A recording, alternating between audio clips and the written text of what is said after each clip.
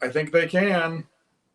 All right, everybody. Well, welcome to the kickoff live stream for Roll2Move 2023. It feels like we just said all this, but it was in silence. It does. Well, it wasn't in silence here. It was only in silence where you are. Yes. No, I heard it. I heard it. All right. Well, who all's rolling into the comments there? We should say hi to some folks. Let's see who's showing up. It looks like we have Luke Evans and Tony Bixler, Brian Aslan, Scott Everts, Martin Mole. Lots of folks coming in to check things out and help us kick off Roll2Move. I see Andrea Florio, who's welcoming us back. He's right now enjoying his Warlord pledge. That's true. He already received it in Japan, and he just posted pictures where he's put together all of the Viking portion of his. Yeah, I saw some of those pictures. That was pretty cool. Start seeing people with unboxings for the Brimstone Adventures stuff. It's pretty exciting. Yeah, this isn't really meant to be a Kickstarter update or anything like that, but we could touch on it for a moment. Basically, all of the Kickstarter backers that are getting stuff from the Asia hub, those have already shipped out last week and maybe the week before. This is for Brimstone Adventures. For the Brimstone Adventures Kickstarter. Wave 1. Wave 1. So that's all of the pledge boxes, everything that was part of the Kickstarter campaign itself. Yes. Wave 1 has been shipping, and it's, there's containers either at the different regional hubs or on their way, getting close to the different regional hubs all around the world. And so it's pretty exciting. They're really on the verge of that last step of the journey to go from a regional hub or from us to every individual backer to get their hands on Wave 1, which is Gates of Valhalla and Valley of the Serpent Kings and all of those cool stretch goals and everything that was unlocked during the campaign.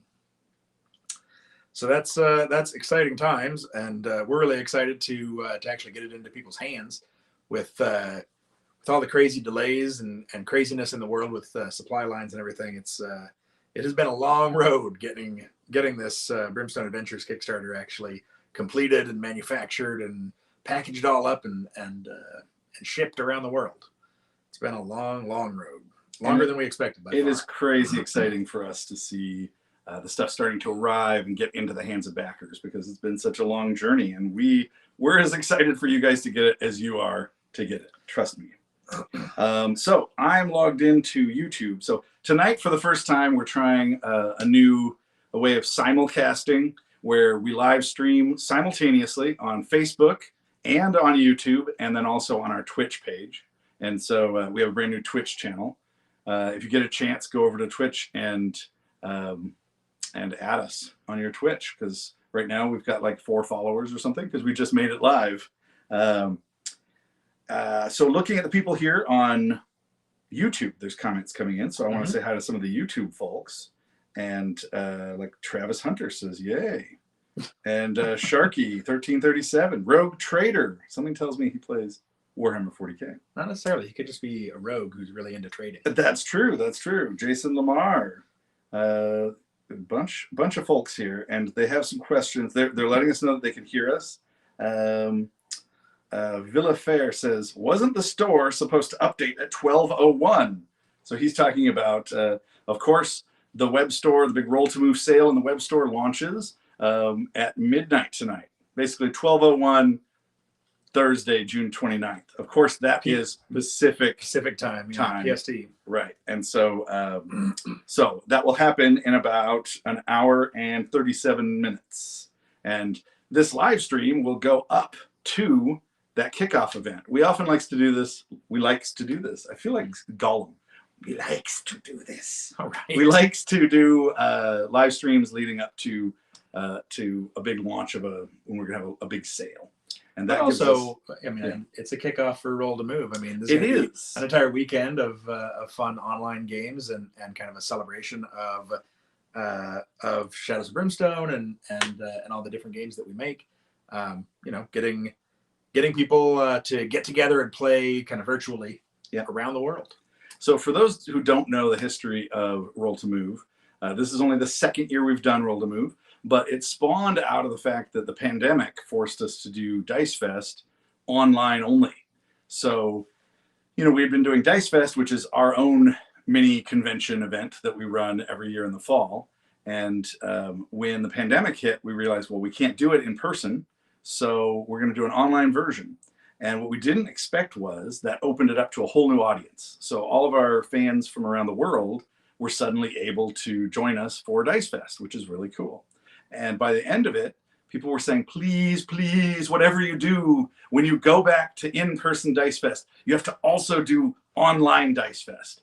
And we said that would kill us because it is so much work to do online Dice Fest, and it is separately so much work to do in-person Dice Fest. If we ever attempted to do both of those, it would just be the end of us. So what we said is, how about this? Instead, we'll make an online version of Dice Fest. We'll put it on the other half of the year. So we'll do it like early summer, late spring, something like that. And so we called it RolltoMove. And we started doing that last year with RolltoMove 2022. And this is the second year we're doing RolltoMove. So this one is always meant to be online, even though we've returned to in-person events. And, it's for all of our fans, but I think predominantly it's the people that get most excited about it are the fans that could not normally attend Dice Fest in person. Yeah. So fans that are on the other side of the country, fans that are in other countries. Or on the other side of the world. Yeah, exactly. And so so that's what RolltoMove is. And we're way excited to be here with you guys and let you know about this, things going on with RolltoMove. So what other questions do we have rolling in? We're going to keep this as kind of an integrated Q&A over the course of this.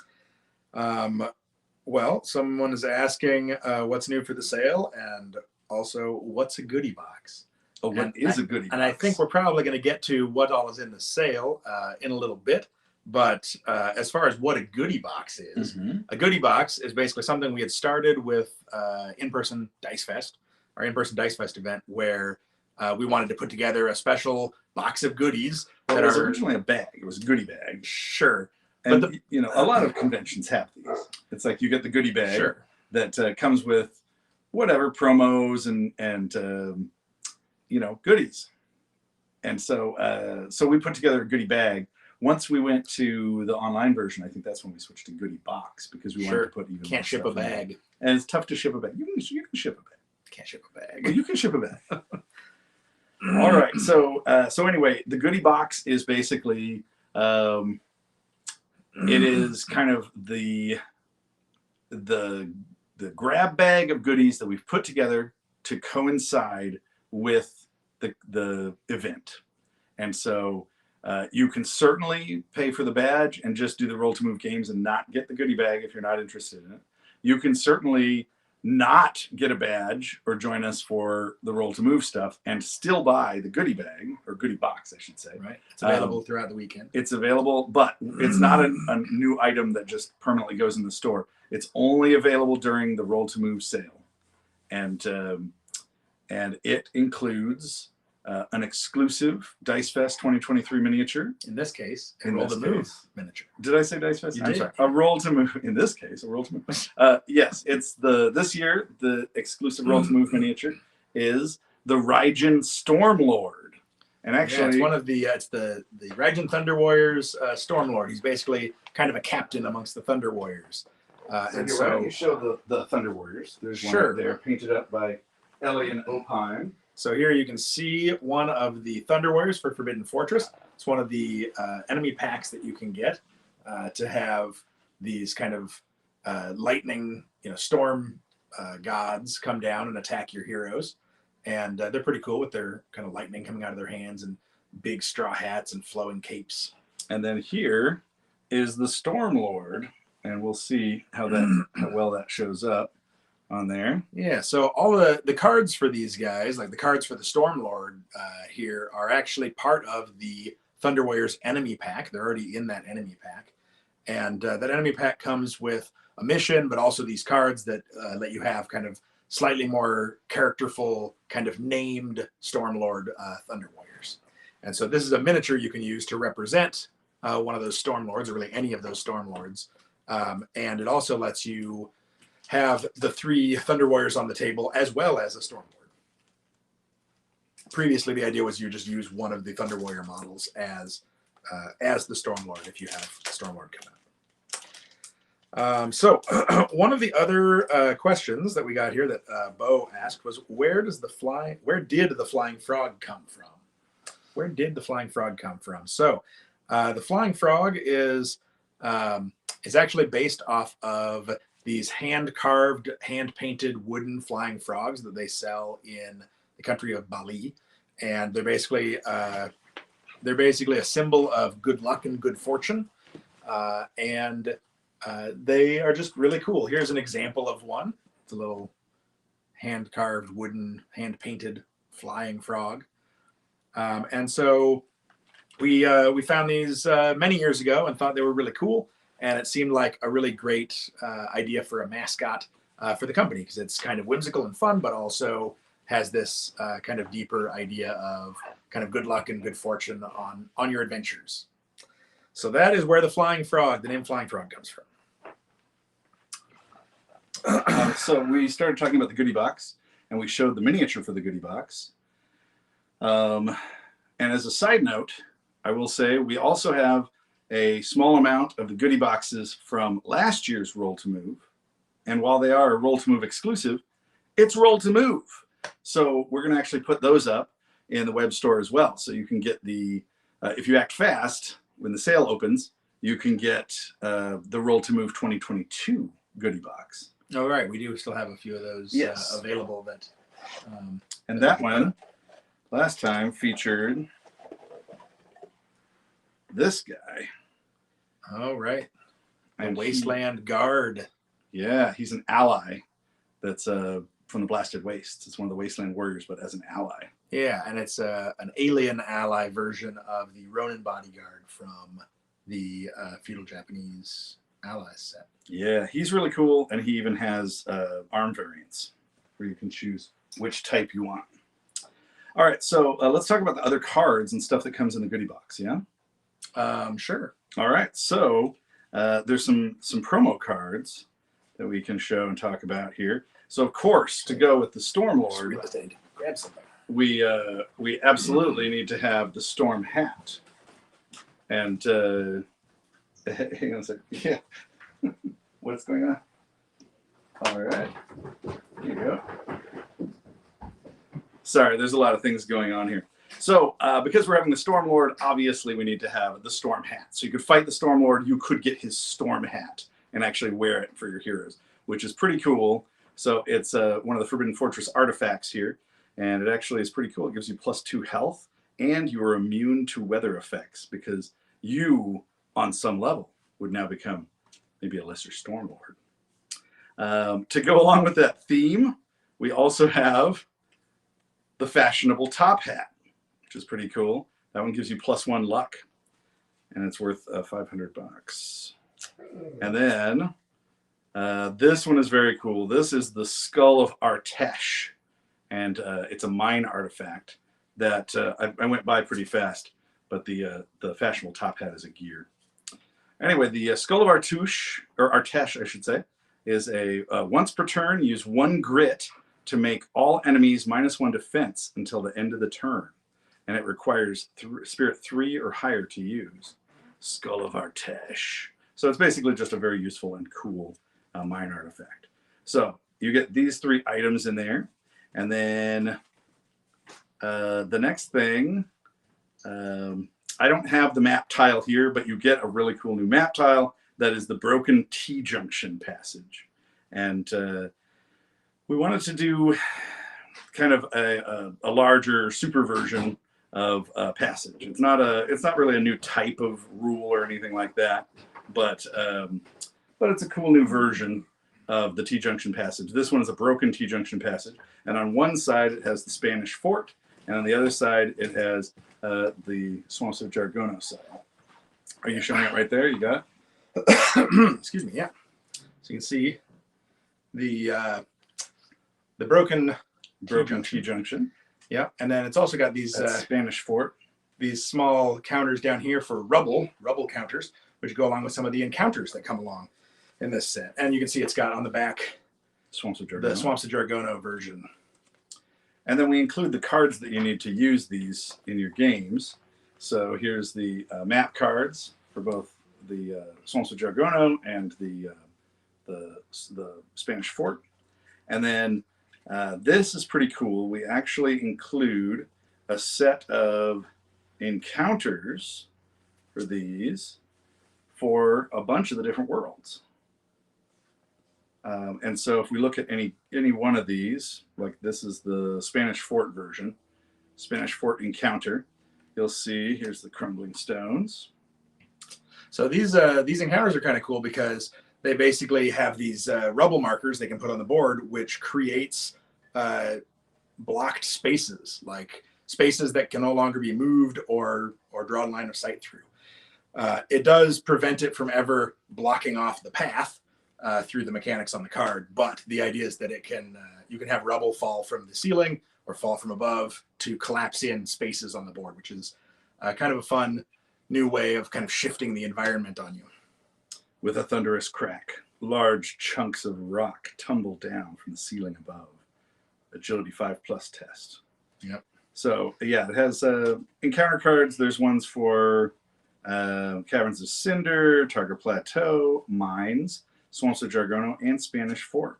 So we wanted to have something that would actually be useful across the board for a bunch of different worlds. And it's also specifically places that are mostly interior and that could have stone that could fall from above you to land on the pathway and block spaces. So we don't have like the derelict ship for it because you don't want to have stone rubble coming down from the derelict ship. You know, that would be kind of silly. Unless you're talking about Star Trek. Because I swear to God, in the Star Trek Enterprise, they'll get into some ship battle, and whenever they get hit, and it's really bad, there's explosions, and chunks of rock drop down from the computer panels. I don't know why there's rock on the Enterprise, but I do see it. All right. So that really is the goodie box. It's the new T-junction, broken T-junction passage. Mm-hmm. It's the new crumbling stone marker set and all the encounters for them that generate them in different worlds. There's the 3 different, artifacts and gear cards that we talked about. Yeah, and then also, of course, the Raijin Stormlord. Yeah, miniature. And the counter sheet that has the new map tile and new rebel counters. Yeah. All right. It looks like Andrea asks, I have a question. Who is the one in charge of writing the cards' descriptions, not the rules, the fluff? Oh. So that would be me. I do the writing on the cards of both the rules and the fluff. Was there more to that question? It seems like a leading question. Like a leading question. He's looking for someone to blame. I like the rules, but the guy who writes the fluff, I want to punch him in the face. He's out. He's out. Yeah. All right. Let's see if there's any other comments here from Facebook. I'm sorry, from YouTube. Andrew Irwin says, as a New Zealander who will probably never get to Dice Fest, thank you so much for RolltoMove. Well, thank you for joining us, Andrew. We really appreciate having you join us for RolltoMove. We hope you have a good time this week. And it's pretty exciting that this is our first kind of simulcast live stream across different platforms. I know it's something people have been asking for a long time, and so it's really cool to be able to reach out not just to people on Facebook, but also to interact with a live stream in other venues as well, like YouTube. Yeah, or Twitch. So let's see. Jason Lamar says, now I know we're in wave 1 of adventures, but, so he's talking about the Kickstarter, the Shadows of Brimstone Adventures Kickstarter. And he says, I know we're in wave 1, but what would be the ETA of wave 2 as they are mainly add-ons? So the interesting thing is that wave 2 has a lot of different things that we're including in the definition of wave 2. And we're trying to get all those things before we send out wave 2 packages. It's possible that, for ones that don't go to regional hubs, like in the US or rest of world, we may be able to do them, as we get them or something. So if we only have certain parts, like right now we have map tiles packs. So say there's somebody who just ordered map tile packs for wave 2, and we could send those out now. We could. So it may be that it's not one wave 2 is on this date. It might be like, well, we have all the wave 2 stuff for this guy. You know, he might get his earlier. Yeah. Or so wave 2 is probably going to be done as phased, a more extended window of wave 2, right. and we'll sort of announce it on the Kickstarter page and whatnot in an update when we start sending out the first wave 2 packages, which could be relatively soon for some of them, but it'll extend over a number of months while we get all the pieces to the different regional hubs so they can do the picking and the pulling and sending stuff out. We also do still need to reach out to everybody, confirm addresses, send shipping invoices, things like that for the wave 2 shipping. And the other thing is wave 2 is a big umbrella. There's a lot of things covered in it. So like we have an order of all the specialty custom dice. They must be on a very slow boat. They sent them like a month and a half ago or something. Yeah, maybe more. Yet. And then we were able to get some stuff that was originally wave 3 bumped up to wave 2, so we could get it a little bit sooner, including the new heroes. That's true. And so that's very exciting, but we also have to get all that stuff before we can then send out the wave 2 packages. Yeah. Okay. So I mean, all that stuff is in the works right now, being having the final assembly and printing done on those different parts, and then as soon as for the remaining bits of wave 2, and then as soon as we have all those pieces kind of on their way to us or in hand, we'll have a better idea of the schedule of when wave 2 is actually going to be able to start shipping out. I have a few more comments here. Okay. Villafair says, how did the Darkstone make the Japanese yokai real? How did the Darkstone make the Japanese yokai real? Well, I think it's because Darkstone has a lot of magical properties and opens up portals to other worlds and other realities, other dimensions. And so, there's a lot of ways that those yokai could have come into being, whether they're from another dimension or whether it's basically the magic being powered up, which lets these ancient creatures start coming out of the woodwork where they've been kind of slumbering for years or untold eons. So those stories and fairy tales would be like the one here or there, the one creature here or there that actually was strong enough to come out and terrorize people, or an Oni that came out and wrecked a village and then disappears back off into the caves. But now that the power of the Darkstone and the Void have kind of had a resurgence, then more and more of those creatures are strong enough to come out and start wreaking havoc. I like to think about it like, there's real world history and then like the kind of Shadows of Brimstone storyline. Mm-hmm. And in real world history, they have these mythologies, right? So the Vikings have mythologies about trolls, and in Japanese culture, they have mythologies about these different yokai and whatever. And so in the real world, it's like, oh, well, those are just stories. Those are just myths and legends. They're not real, right? There's no real trolls, whatever. But in the Brimstone timeline and world, it seems like, well, once the pockets of Darkstone culminate to rip open a portal to another world, creatures and demons from these other worlds can come through. And then if people in feudal Japan saw them, then they would be writing and telling tales about them and drawing pictures of them. And so it's like, that's the thing that allows them to be real, is the fact that they came through from portals from other places. Yeah. And so the Vikings seeing trolls, that's not just a silly myth. It's like it really happened because maybe trolls are actually from some other world. Yeah. Yeah, there's actually a lot of good kind of world background in the Gates of Valhalla and the Valley of the Serpent Kings that sort of build up those different areas of the world and the kind of mythologies of those places, and talk about how the Darkstone interacts with those places and those timelines and those peoples. Mm-hmm. So there's a few more here. Let's see. Disciple Dino says, what would you say is your personal favorite thing about this new wave of Kickstarter content? So he's talking about Brimstone Adventures. That is hard. That's a hard choice. Personal favorite thing from all the new content? Man, that is a really hard choice. It is tough. You know what?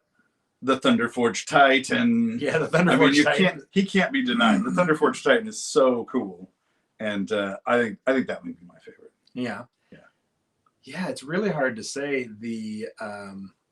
I really like the Aztec Jaguar Warrior heroes and Blood Priestess heroes. Mhm. They're a lot of fun to play, and it's really cool having more characters from different cultural backgrounds and different civilizations Mhm. throughout history. And it's really cool to have more of those doors opened to be able to mix and match and add a Jaguar warrior to your hero party or do an entire hero party of Aztec warriors or Aztec characters.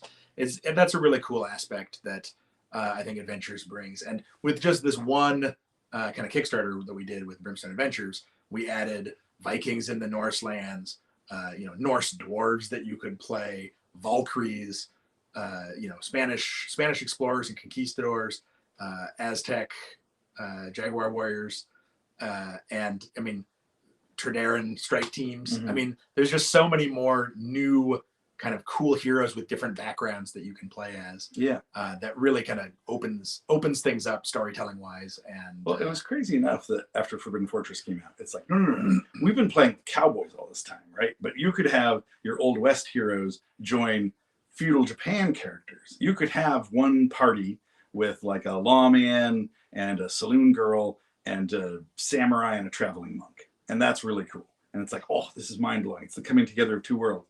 But at this point, you could have guys on your team from Tradera. You could have guys on your team, from Vikings or conquistadors or these different Aztec heroes. And that's really cool.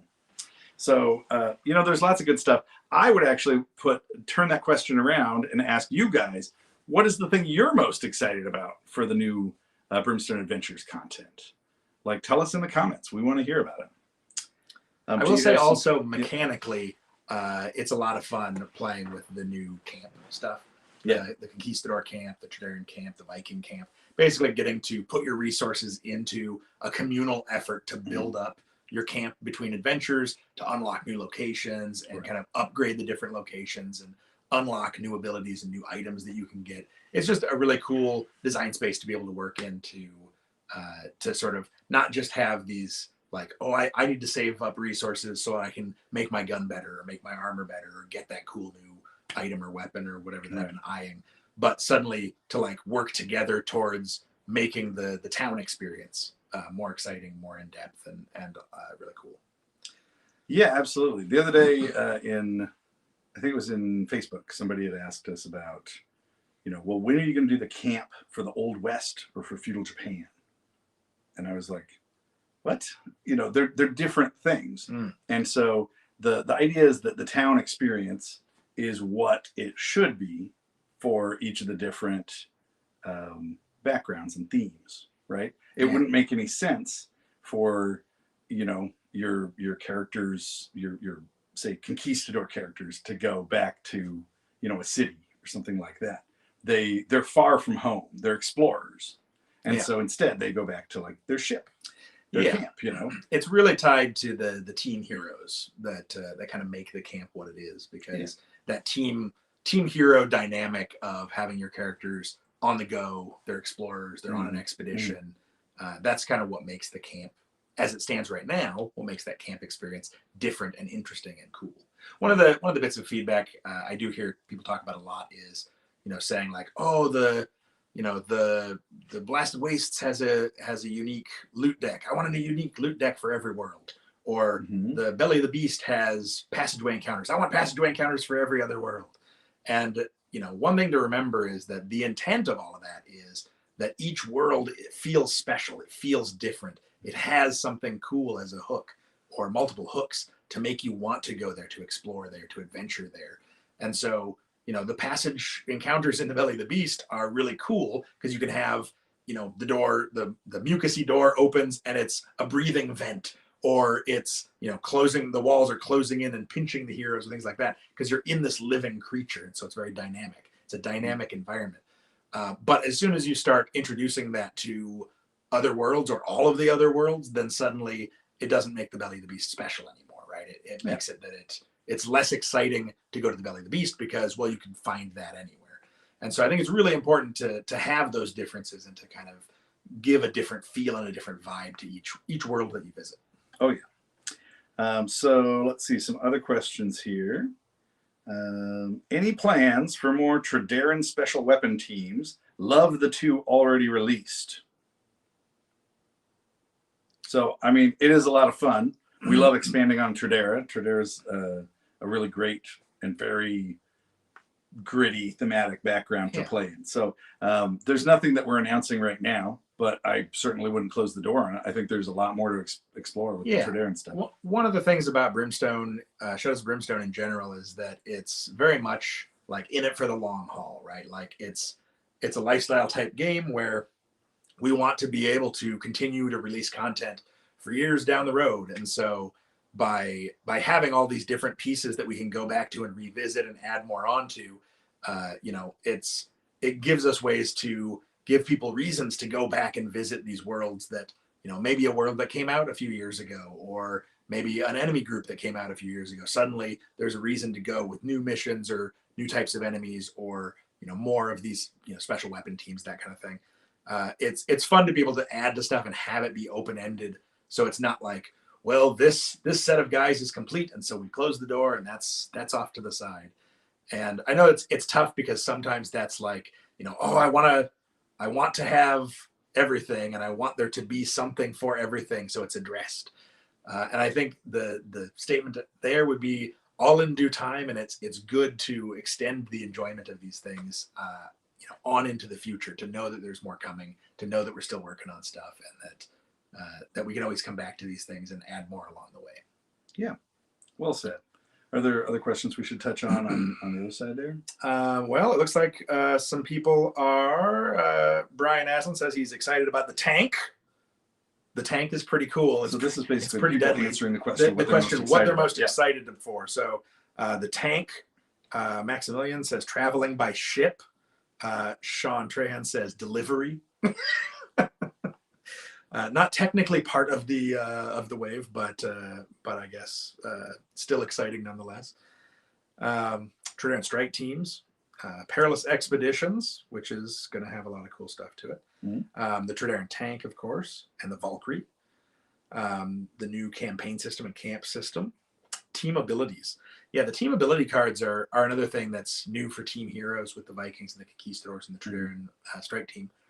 And it is really cool to have that dynamic aspect of having these group abilities that change every single adventure. You never know exactly what you're going to get, but being able to like tactically talk and decide as a team, like when do you use something, how is it going to have the best effect, but then having it be whatever hero added that card to the pool gets the final say. So it's kind of like have a discussion and somebody says, well, I don't think it's time yet, or that's it, I'm doing it, I'm playing this card. It really gives you the cool feeling like everybody is doing their part as part of the team. Yeah. There's some other ones here. I want to say hi to Panos from Greece. He says hello from Greece. Also, The Wallace says, any plans for another A Touch of Evil expansion? My first question is, are you aware of, and did you already get the newest A Touch of Evil expansions, which are we did some card supplements over the last couple of years. So there's one that's themed for something wicked, and one that's themed for the coast, and each of those expand on the corner locations from those boards. It's always tough to do an expansion on an expansion because people have to own the coast before they can buy this one. But it's the kind of thing that we love and we want to support, and so we did that. Those are both available on the web store right now. Do you remember what Haunted Shores and Dark Revelations? I think it is. Dark Revelations is the one for something wicked, and Haunted Shores for the coast. And then we also did a new character special abilities pack, right? Yeah. For all the characters from every current existing character in the game has a special ability that's in there where you can kind of level up your heroes to level 2 over the course within the game. Within the course of the game, yeah. So those are really cool. If you haven't seen those, they're a lot of fun. They really expand on it. So the advanced abilities, and those all just came out in the last 2 years. Yep. So those are the newest ones. And when you're asking if there's going to be more, there's certainly going to be more. We love A Touch of Evil.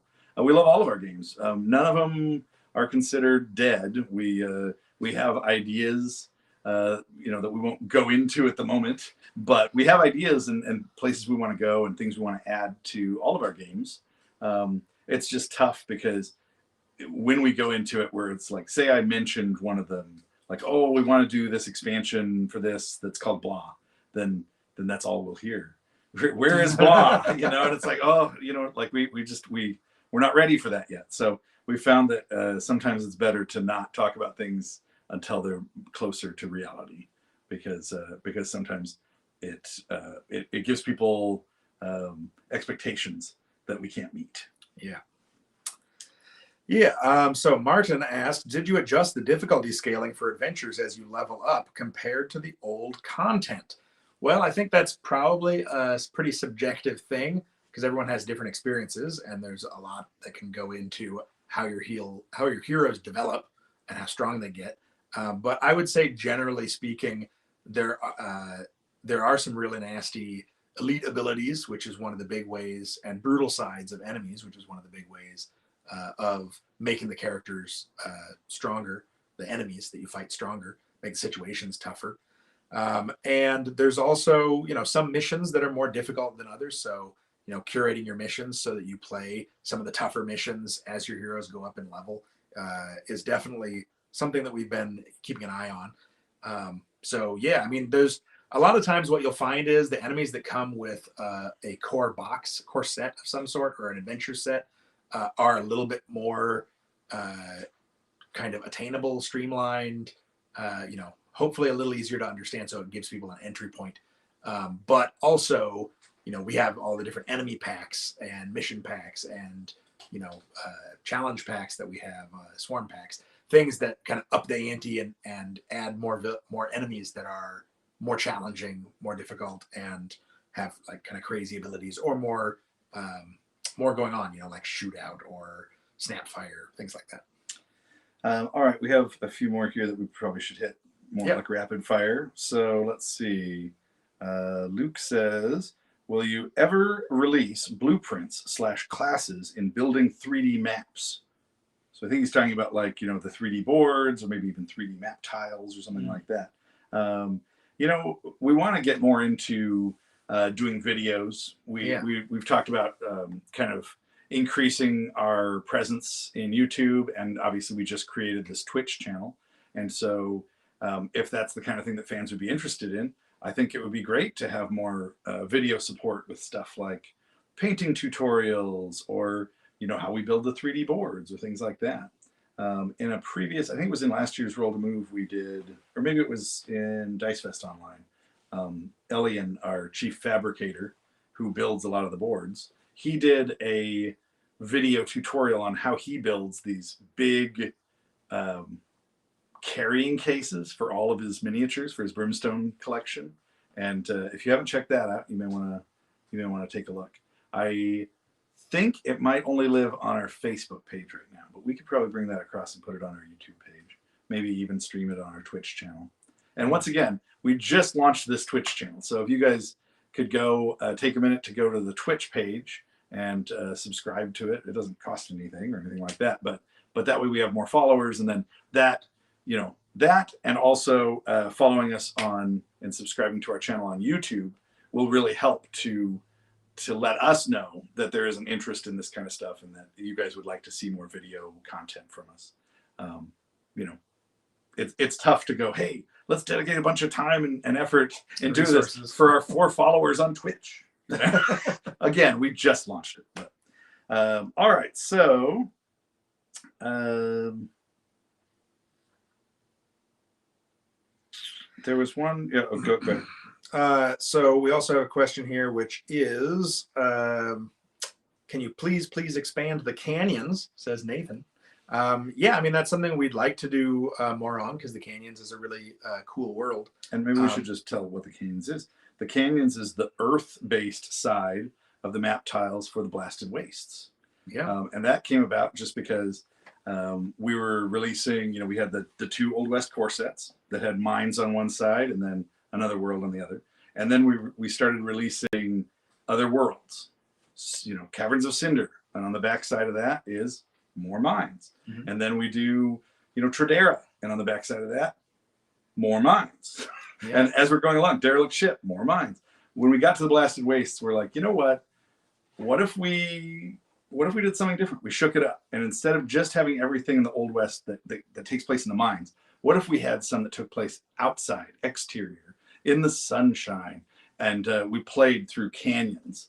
And so we created that as a new earth side of the map tiles. And so the cool part is that not a lot of people know Blasted Wastes, when you get Blasted Wastes expansion, you're actually getting 2 new worlds, because it has the canyons on one side, and then it has Blasted Wastes on the other side. And each one has their own full set of, you know, encounter cards, map tiles, artifacts, all that good stuff. And I would say, you know, you'll probably see some new canyons themed new stuff sooner than you know.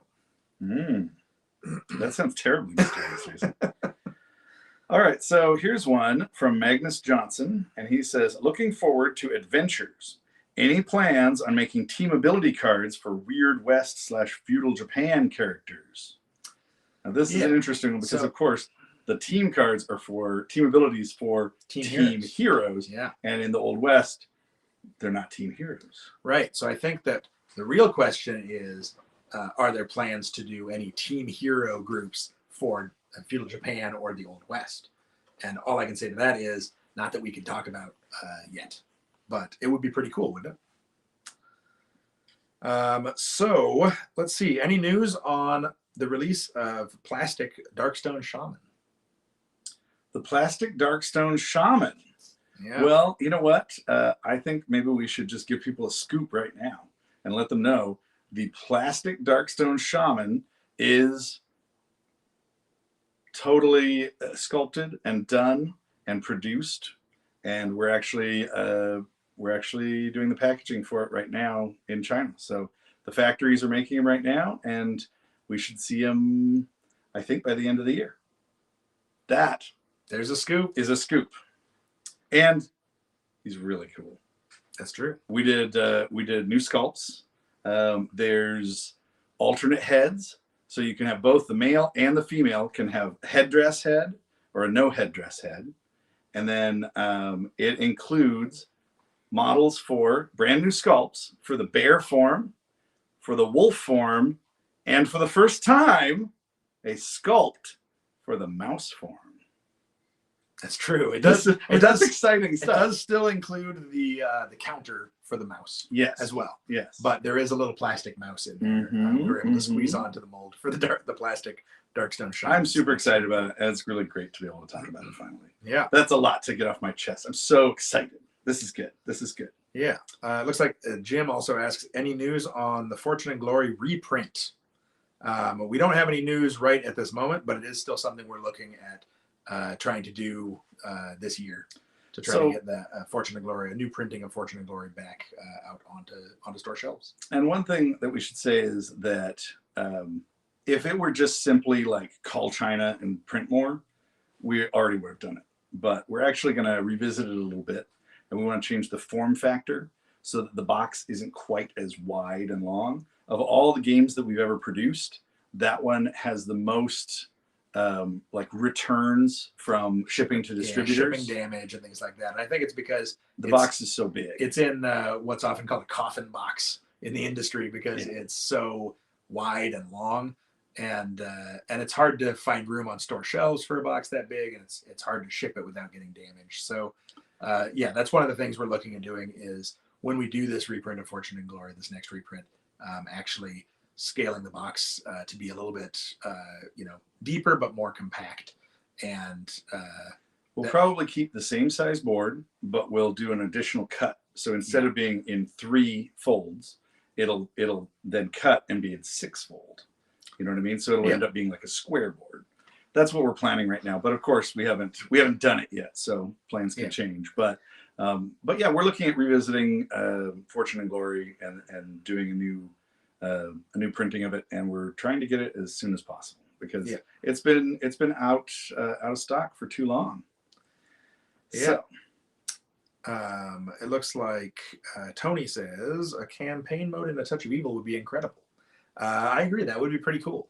That is not something we have done yet, but you never know what the future holds, and that would be really fun to work on. Luke Evans asks, will we ever get to visit the Shikari Nomad homeworld / expand on the derelict ship space theme?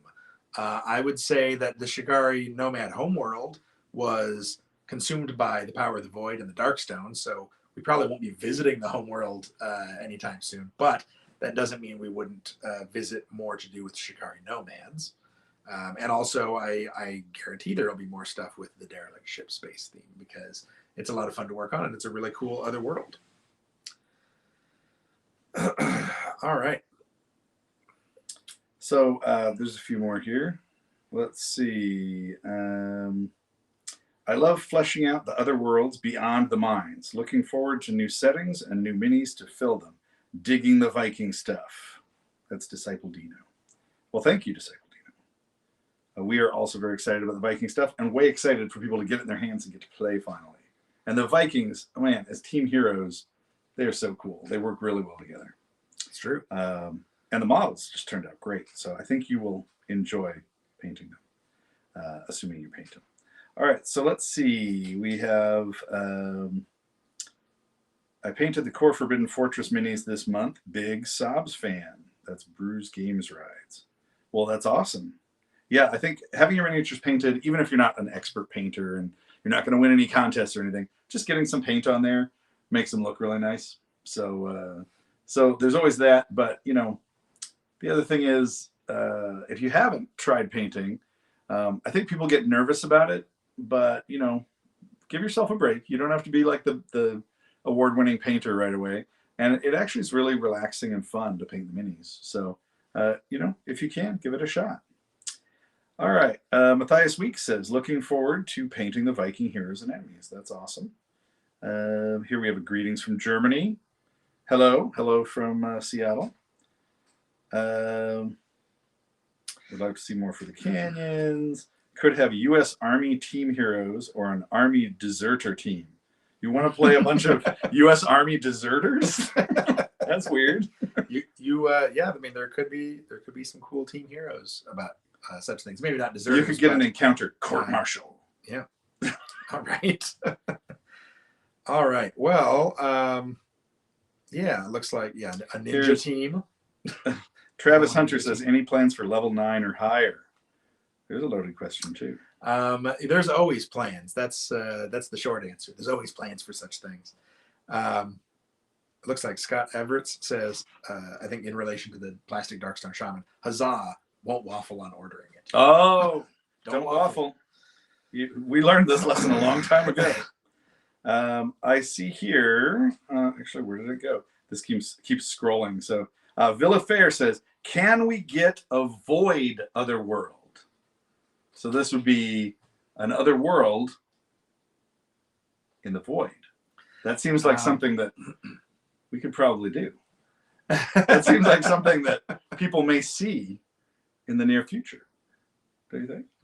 Maybe. I don't know.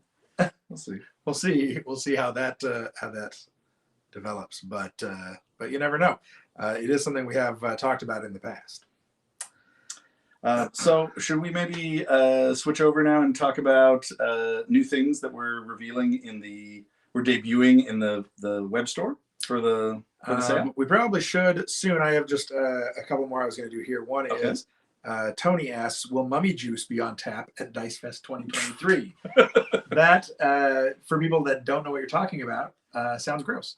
You know what? Even if you do know what he's talking about, that sounds gross. You don't want Mummy Juice on tap? No. No. There beside the root beer. and when you come up and ask for your Mummy Juice, they're going to be like, do you want sweet or spicy?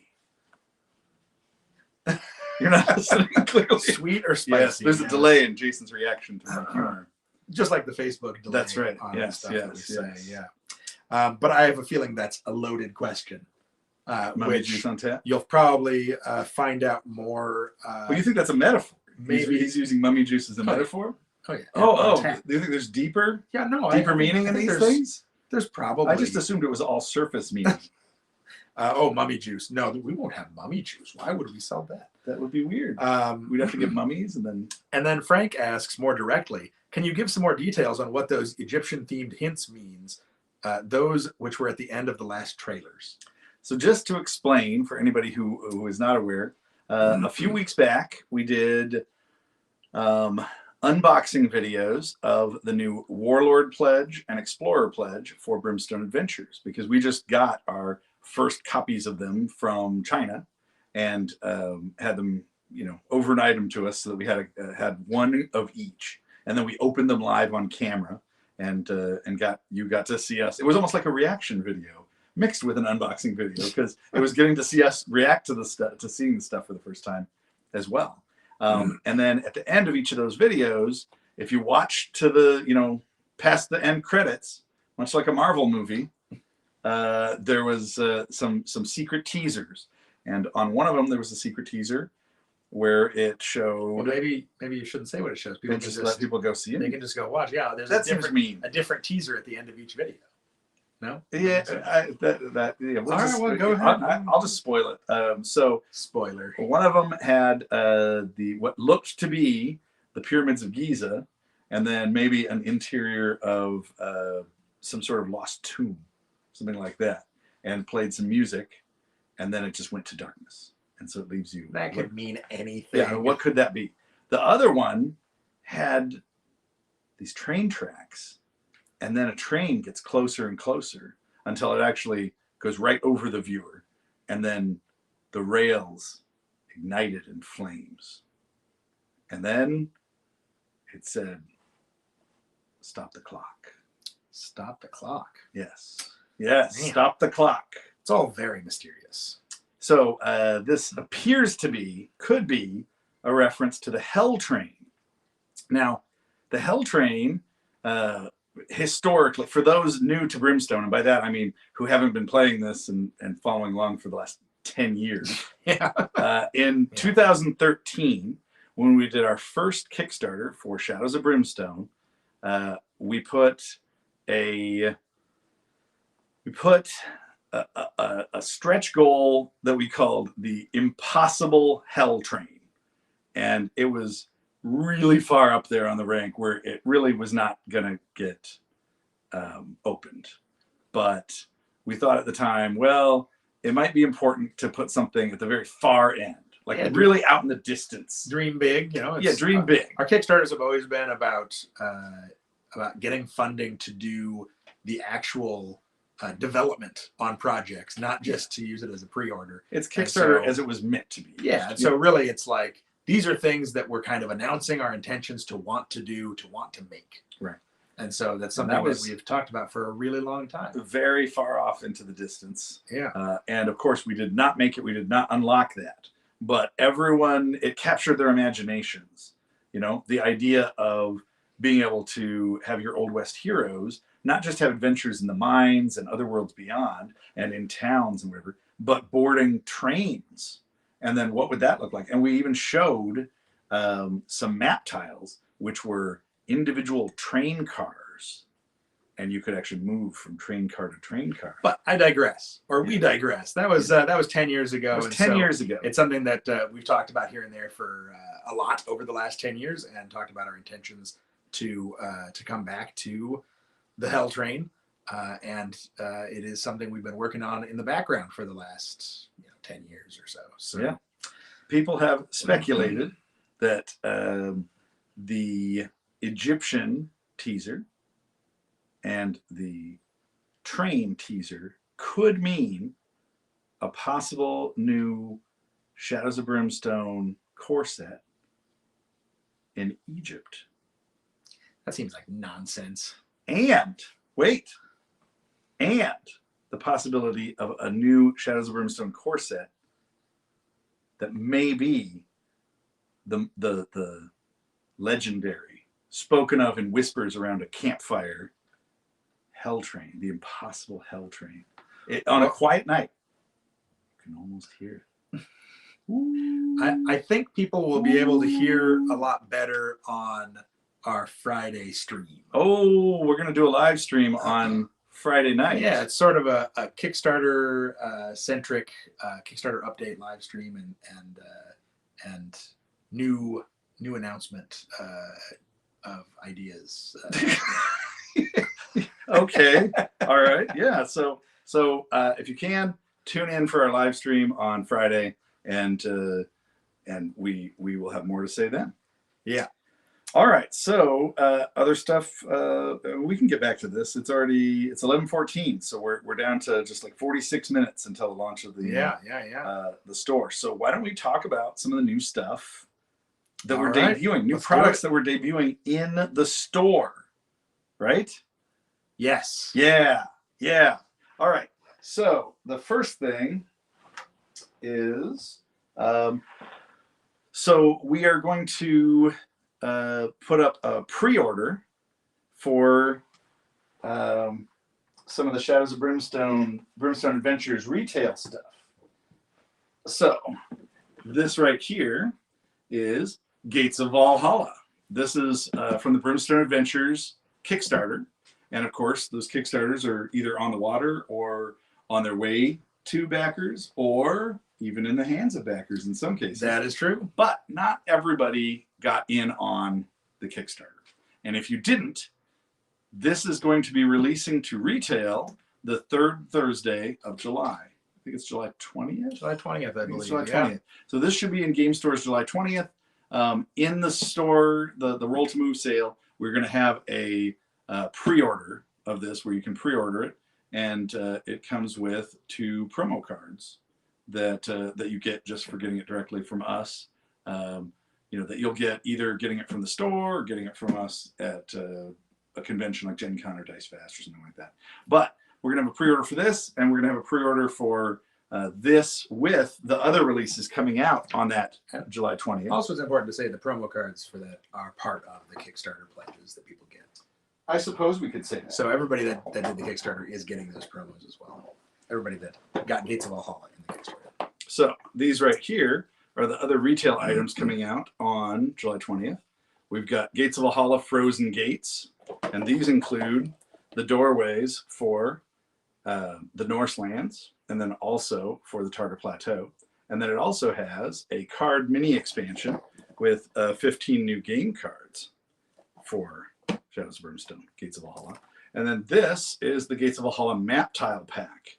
And you can see it includes a bunch of new map tiles with the Norse lands on one side and the Targa Plateau, the Library of Targa, on the other side. These are ones that are not included in the box set. These are new ones for it. New map tiles, new cards. There's 2 new missions in this box, which are meant to be extraordinarily replayable missions. Yes. Because each mission has different ways that it can be, different objectives that you only get one of per play session. So there's multiple ways to play through each of the 2 missions that come in this set. And the other thing to note is, if you do not have Gates of Valhalla and you're just playing like Old West and you love the Targa Plateau, you can get this map tile pack, and it includes all of these new cards for new parts of Targa that you can explore. Yeah. But it also has cards so that if you want your characters to go to the other world of the Norse lands, they can do that. Right? It's got encounters and things. Sure. Yeah. It may not have a world. It doesn't have a world card. No. But all that does is let you randomize when you're going through a portal. You can just choose. I am going to the Norse lands. Yeah. All right, so that's these, and we're going to have these as a pre-order. They're not going out immediately. This is something that would go out when... They'll ship when they are available for retail release. Right. But that's why it's a pre-order. All right, so besides that, we should talk about the new card packs, shall we? And actually, Jason, maybe what I will do is I'm going to check on the sale and let you go through these. So we should talk about how these are going to be back in stock. Sure. And then go through these. Yeah, so some of the items that we are going to have back in stock for the sale that starts in just half an hour or so are some supplements that have actually been out for a little bit. There's the Ghosts of the Damned card supplement, which is all new encounters and things that are themed around kind of ghostly interactions and running into ghostly apparitions and whatnot down in the mines. We also have a restock on the card supplements for Rising Darkness and for Forbidden Darkness. These were 2 darkness card supplements that originally came out a year or two ago, and they ended up selling out pretty quick, and so they've been unavailable on the web store for a while. But the Rising Darkness card supplement is Old West themed, set of new Darkness cards for the Old West, and a lot of them specifically feature things that affect your travel to town, your in between, you're traveling in between missions, and your town experience that follow the mission that you draw them on. And so they'll have things that kind of mess with your adventures and kind of give your heroes a hard time on their travel back. It also has ways that are, things that are very outlaw themed and kind of monsters, enemy beasts and creatures kind of being on the warpath out in the sort of desert plains in the Old West. It also has things that can make you get wanted, even become wanted status, like you're a wanted outlaw, even during adventures, not just in your town experience. And then the other side of that is the Forbidden Darkness, which is feudal Japan themed Darkness cards. And again, these were available on the web store before, but this is kind of a restock of them because they've been sold out for quite some time. And so this has new Darkness cards that are Forbidden Fortress themed, and it also has the Dishonored and Gravely Dishonored status, kind of like being wanted in the Old West, where your feudal Japanese character becomes dishonored and you have to kind of try to regain your honor before it drives you mad. And that can happen now during adventures as well, not just during your town stay. So in addition to that, there are two other new card supplements that are brand new as of this RolltoMove 2023 sale. One of them is not for Shadows of Brimstone. It's actually a Dark Gothic card supplement for the Dark Gothic deck building game. This is the deck building game that's themed around the kind of colonial American Gothic horror of A Touch of Evil. But this is Terror in the Night. And Terror in the Night is pretty cool. It basically is a set of cards that are all about kind of the evil things that go bump in the night.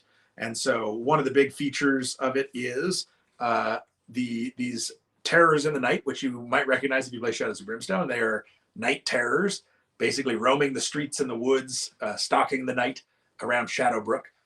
And they basically will steal cards off the top of the deck and start roaming with them down the center line of cards that you can buy. And if they get off the end, not only do they go into the shadows, but the card they were kidnapping also goes into the shadows. And of course, cards going into the shadows is how the villains win in Dark Gothic. But there's also cards that are kind of night themed, like ghost stories and nightmares that your characters can have, being swallowed by evil in the night. And then there's some things to help you out, like an hourglass, the boatman that can help you, Isabella von Took as an ally, the noblewoman. So it's a pretty cool supplement, and getting that theme of kind of the terrors in the night is a fun one to kind of play around with, and getting more night terrors into Dark Gothic is always fun. The new card supplement for Shadows of Brimstone is called Haunted by Darkness. And Haunted by Darkness basically adds a lot of new Darkness cards, but also some new Growing Dread cards.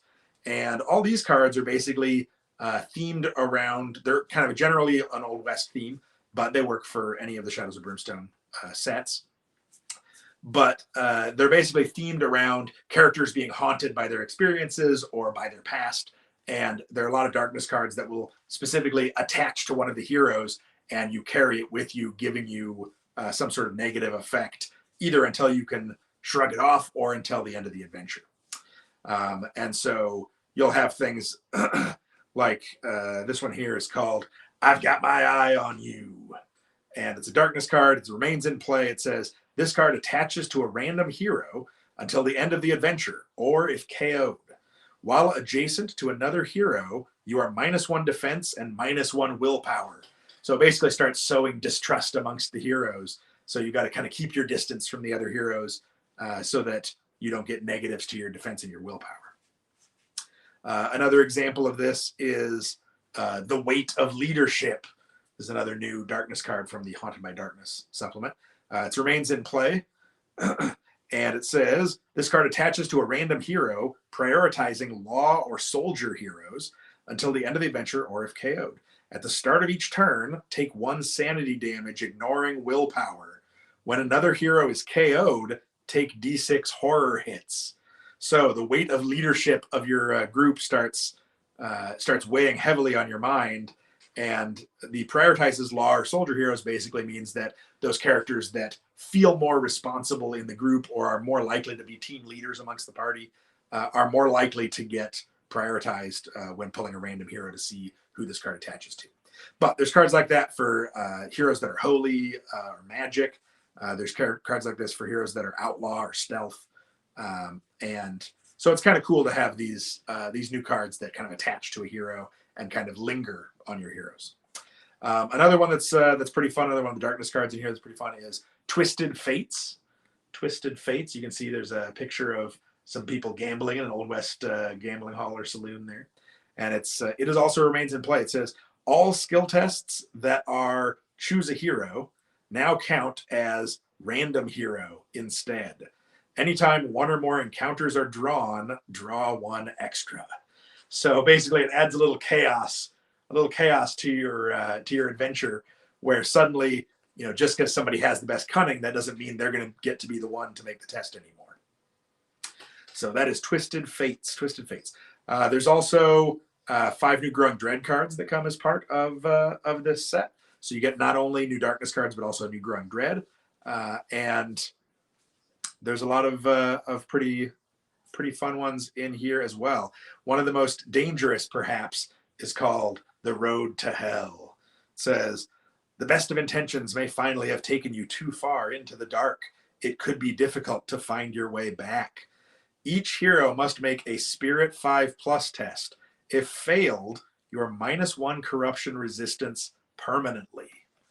So, yikes, that's one to save your grit for. Try to cancel out. Not all of them are quite that harsh, but there are some really kind of cool and fun, challenging new Darkness and Growing Dread cards in this set.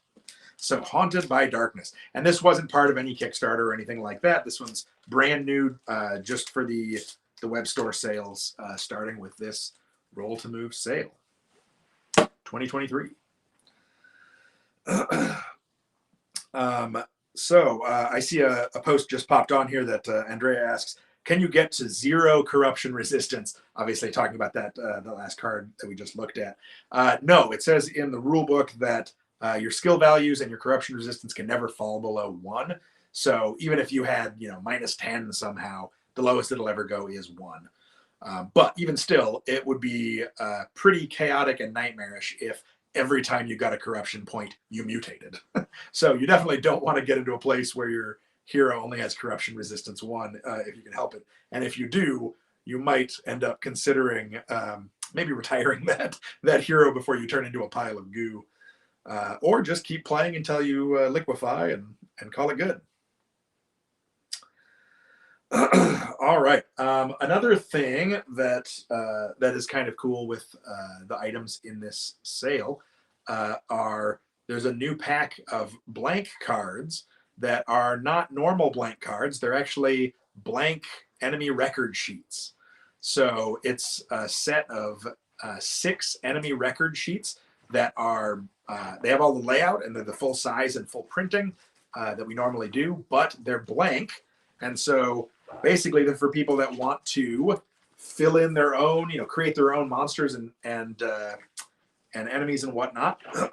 And they have they're actually double-sided. They have the normal green side with a blank on one side of it, and then of course they have the red brutal side on the back side of it. So you can basically fill in, attach an image if you want, fill in, write in whatever text or stats or abilities you want. But it basically helps to create new enemies of your own or convert enemies from other settings or other games into Shadows of Brimstone monsters that you can fight. So that blank enemy card pack comes with 6 of those large enemy record sheets. Yeah. And it's part of the Yeah, and that is part of the buy two get one free sale that is going to be part of this Roll to Move sale on the card supplements. So it'll be in the list of things that you can get with the buy two get one free. All right. So Jason, if you could also let them know, we told them about the Gates of Valhalla and the pre-order. Yeah. But we're also doing a pre-order for Valley of the Serpent Kings or for the 3-pack. So if you want to show those real quick. Sure, yeah. So so we talked about Gates of Valhalla having that retail release on the third Thursday of July, which is July 20th. And 1 month after that is actually the Valley of the Serpent Kings. Oof. The Valley of the Serpent Kings retail release as well. So I believe that's on August, I want to say August 17th. I think that's right.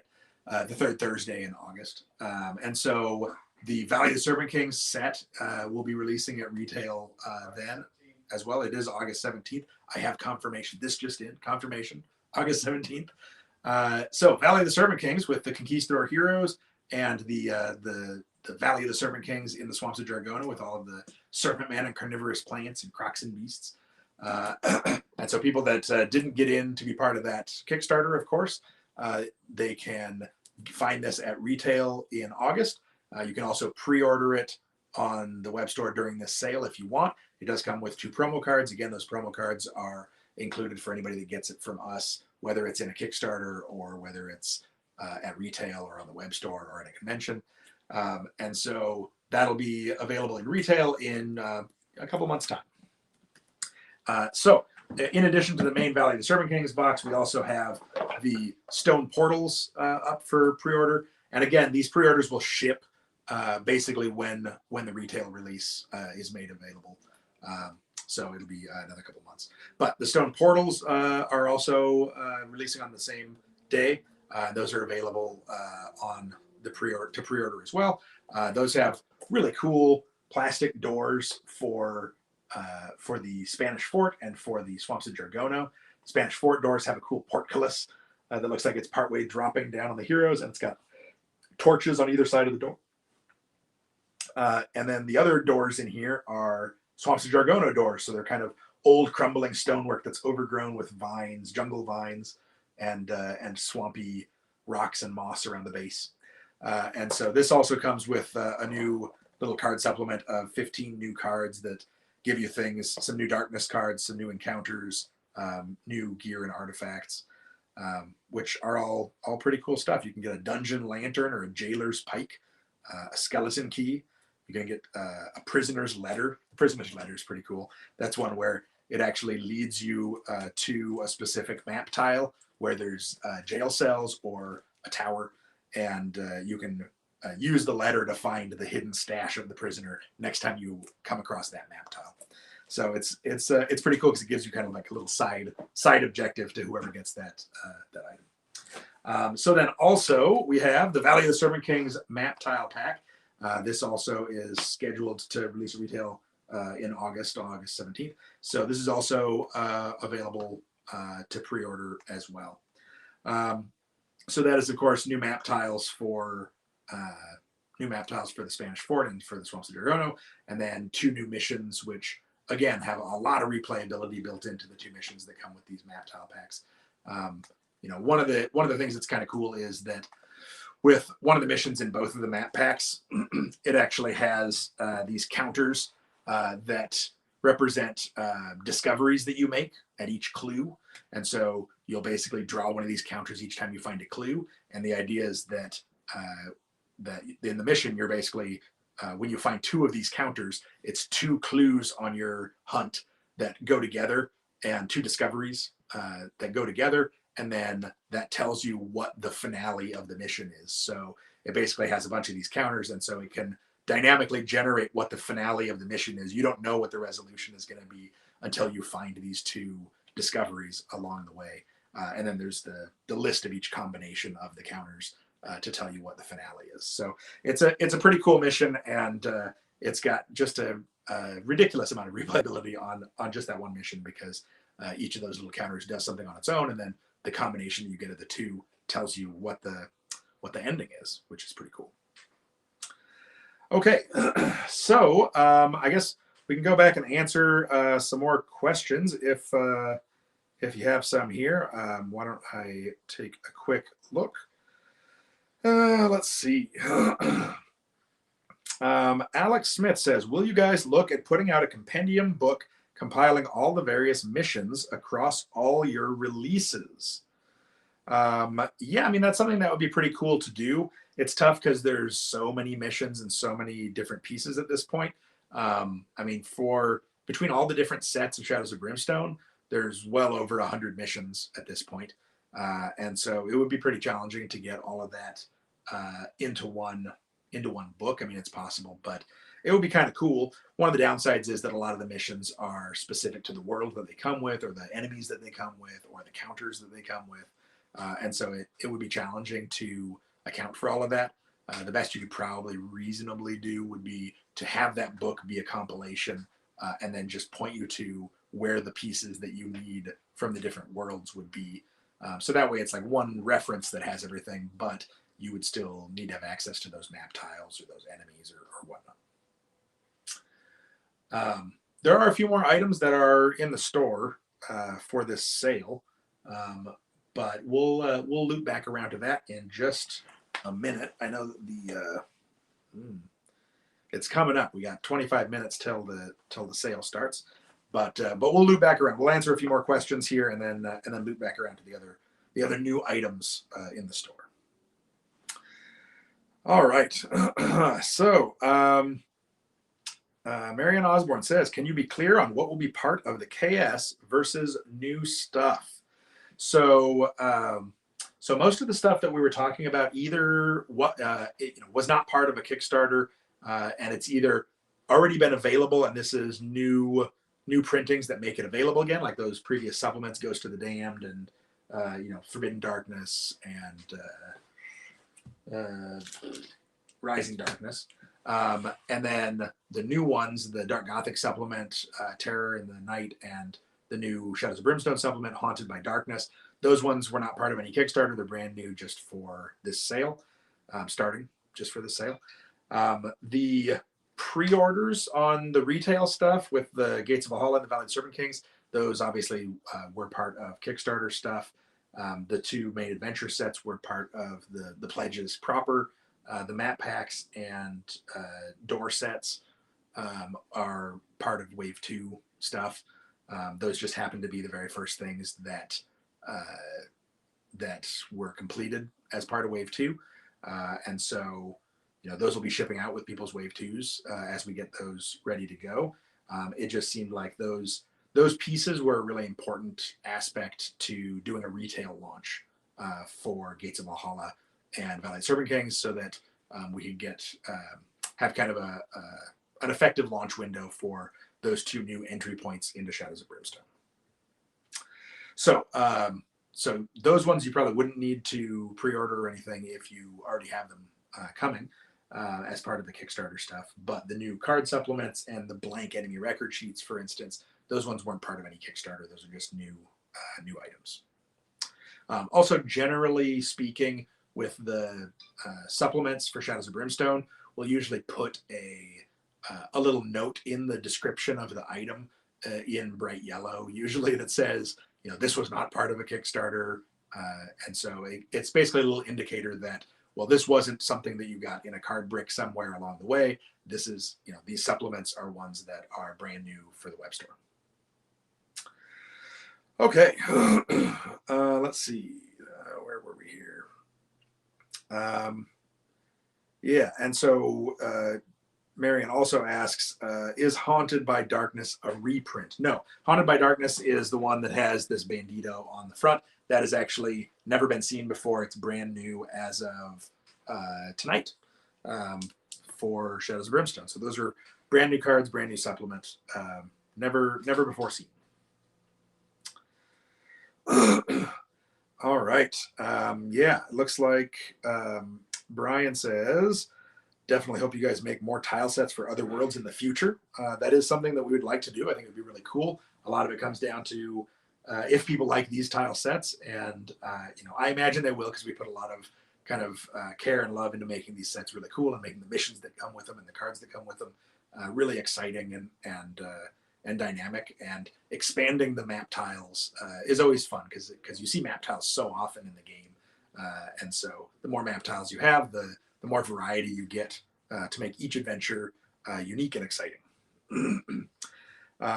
Yeah, he also says been waiting for Ghosts forever. Yeah, Ghosts of the Damned. That one's been out of stock for quite some time, so it's pretty cool to actually have that available again and get that out to people. Looks like Tony says we pulled several wanted encounters from the pack right after finding a room full of corpses. We had to go and prove that it was not us before the end of the mission. That makes a lot of sense. I'm still not convinced that it wasn't you. It might have been your heroes.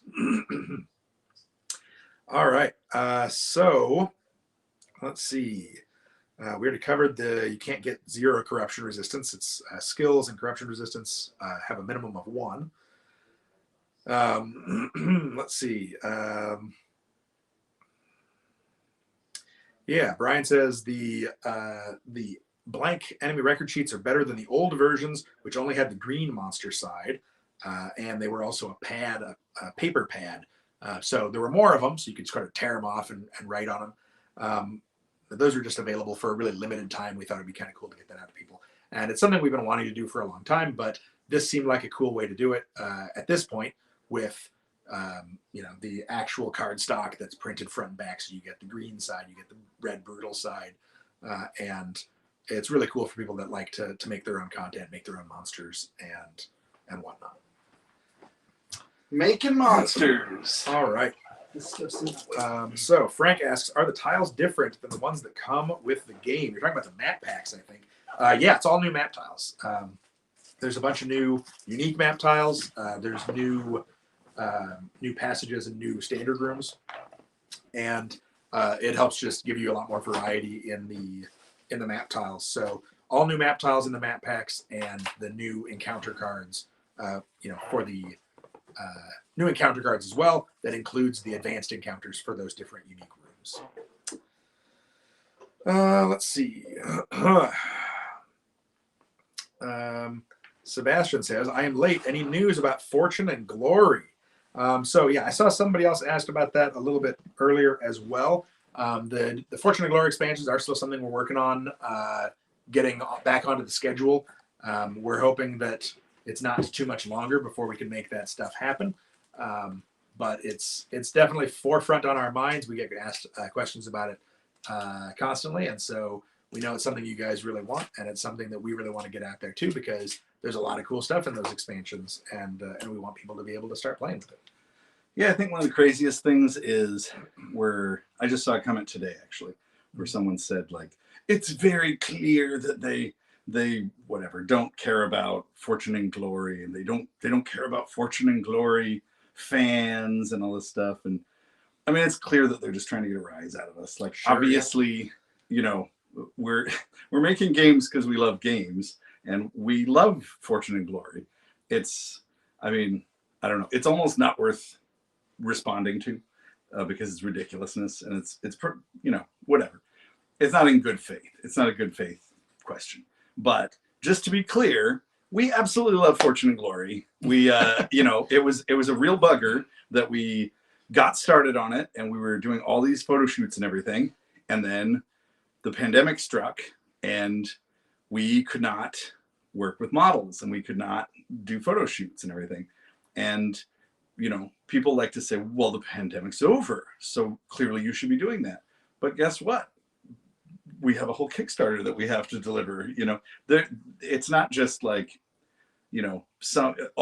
everything's equal and you can just rearrange stuff or whatever. We have other commitments. There's a lot of intricacies that go on with the scheduling with stuff at factories, the scheduling of production on things and of development on things. And so it's always tough to try to squeeze everything in. It's definitely something that's still on the books. We are still doing them.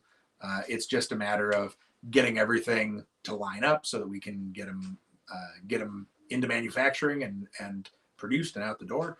And so don't lose hope. I mean, I know I see people say all the time, like, well, I pre-ordered this, years ago. And it's important to remember that we would never put something up for pre-order when it was that early in the cycle. That's overzealous online retailers basically putting stuff up for pre-order, you know, at least many months, if not years, before it becomes available, because they heard that there was just an announcement of it. And so that's not something that we do or that we have any association with. People can put up, you know, stores can put up pre-orders for whatever they want, and you know, we have no control over that. Now, a good example of this is today is June 28th, and we're like, what, 20 minutes or less from June 29th. And like right now in this sale, we are putting up our pre-order for Gates of Valhalla, which is coming out July 20th. Yeah. So like less than a month, because we don't want to put a pre-order up if we can't deliver the pre-order. You know, if we're going to take pre-orders, we want to make sure like the pipeline is set and we're going to deliver pre-orders. So yeah. So anyway, it is what it is. But you know, please, it's, I don't know, it's ridiculous to think that we just hate Fortune and Glory and we hate Fortune and Glory fans and everything. All right. It's too much. Anyway, so those things are coming, and we are excited to get them up and running and into people's hands as well, because I think people are really going to like that stuff. So we also had comments coming in on YouTube that we should address as well. But I want to make sure we don't run out of time. Yeah, there's still a few more for the other things. So let's just touch on these other items that are going to be released. Yeah, let's do it. So just to be clear, you already talked about, we got pre-orders for Gates of Valhalla and for Valley of the Serpent Kings, and then for like the bundle pack. Sure, that has the doors and the map pack. Yeah, exactly. So if you want to get those and you want to support the company and get them from us, you can pre-order on the web store. And those are not shipping out right away. Yeah, to ship based on the street date, the retail release date for each of those. We also talked about already the two new card supplements. Yeah, the one for Dark Gothic. Haunted by Darkness for Shadows of Brimstone, and Terror in the Night for Dark Gothic. That's not it. That's not it. Where did it go? I don't know. Terror in the Night. Oh, Haunted by Darkness. Haunted by Darkness. Look for the Bandito. That's how you know. All right. And then you also talked about the restocks, the blank cards, yeah, and the restocks on Ghosts of the Damned and Rising Darkness and Forbidden Darkness. Excellent. All right, and then you guys may, if you've been paying attention, you know that we've been going through and generating some new miniatures to support the Allies set, the Feudal Japan Allies set. And so over the course of this year, I think we've done 5 now, different minis. We have the 2 monkeys, most recently. I think those were just in the last sale. Yeah. And then that's the Wild Monkey and the Simian Sidekick. The Simian Sidekick, with or without helmet. That's true. Different alternate heads. And then before that, you know, we had like the Sumo and like the Sorceress and the Grizzled Guard. The Apprentice, yeah. And the Apprentice was the Sorceress. Right. It's the 4th one. The Samurai. Yeah. Yeah, it was the Samurai. Honorable Warrior. Honorable Warrior, yes. And so we have another one, a new one, and this is one that I think people are going to be very excited about. This is the Mutant Ronin. Oh man, the Mutant Ronin. He is such a cool figure. This guy really turned out great, and he really looks like the art on the card for him in the Feudal Japan Allies set. That's true. So the Mutant Ronin is a new thermal plastic miniature that we're producing in-house. Comes on a 30mm base. This is him in pieces, but you can see he's actually just in 3 pieces. Yeah, looks like he's got his different arms. Oh wait, actually, there's a sprue. It has an extra tentacle, so 4 pieces technically. So each arm, the tentacle tail, and then the body with the head and the tentacles are all yes. One thing. So that is very exciting. He's very cool. Mutant and then the last new item that we are selling is one that's probably the most exciting. And so we've been saving the best for last, right? So this, did you guys enjoy the Enemy Swarm pack number 1 we did? It had all the Hellbats, and it had the little Hellbat nests, and it could spawn more Hellbats. And then it also came with large cards, which had the alternate versions of Yeah, Hellbats from other world worlds. variants. Yeah. Yes. And people really responded to this. They really liked it. Now, as luck would have it, we named the first one number 1. So we could do more. If we hadn't done that, we could never That's do right. another enemy swarm. Never. No. But we did it, luckily. Just by chance. Can't believe it. And so so we are very excited to reveal Enemy Swarm Pack number 2. And this time we're going back to revisit the slashers. Oh, yes. For people that like slashers, now you For can... slasher fans. Fans of slashers everywhere. Now you can fight big swarming hordes of slashers, which slashers can be pretty deadly, but usually you only find them in little groups of 1, 2, or 3 slashers. With the slasher swarm pack, you actually can face up to 9 slashers at a time. That's a lot of slashers. That is a lot of slashers, and they can do some serious damage. So you might wonder about what spawns slashers. Yeah, what would a slasher spawning piece look like? This is the feeding burrow. Yeah, the feeding burrow. So this is basically a rocky outcropping of darkstone that's big enough and emitting enough void energy that it's attracted these hungry swarms of slashers to make their way through the void and then burrow into the rock in the ground near the deposit, the feeding burrow, so that they can be eating on and feeding on the darkstone, getting stronger, and it just increases their hunger with every bit of darkstone that they eat.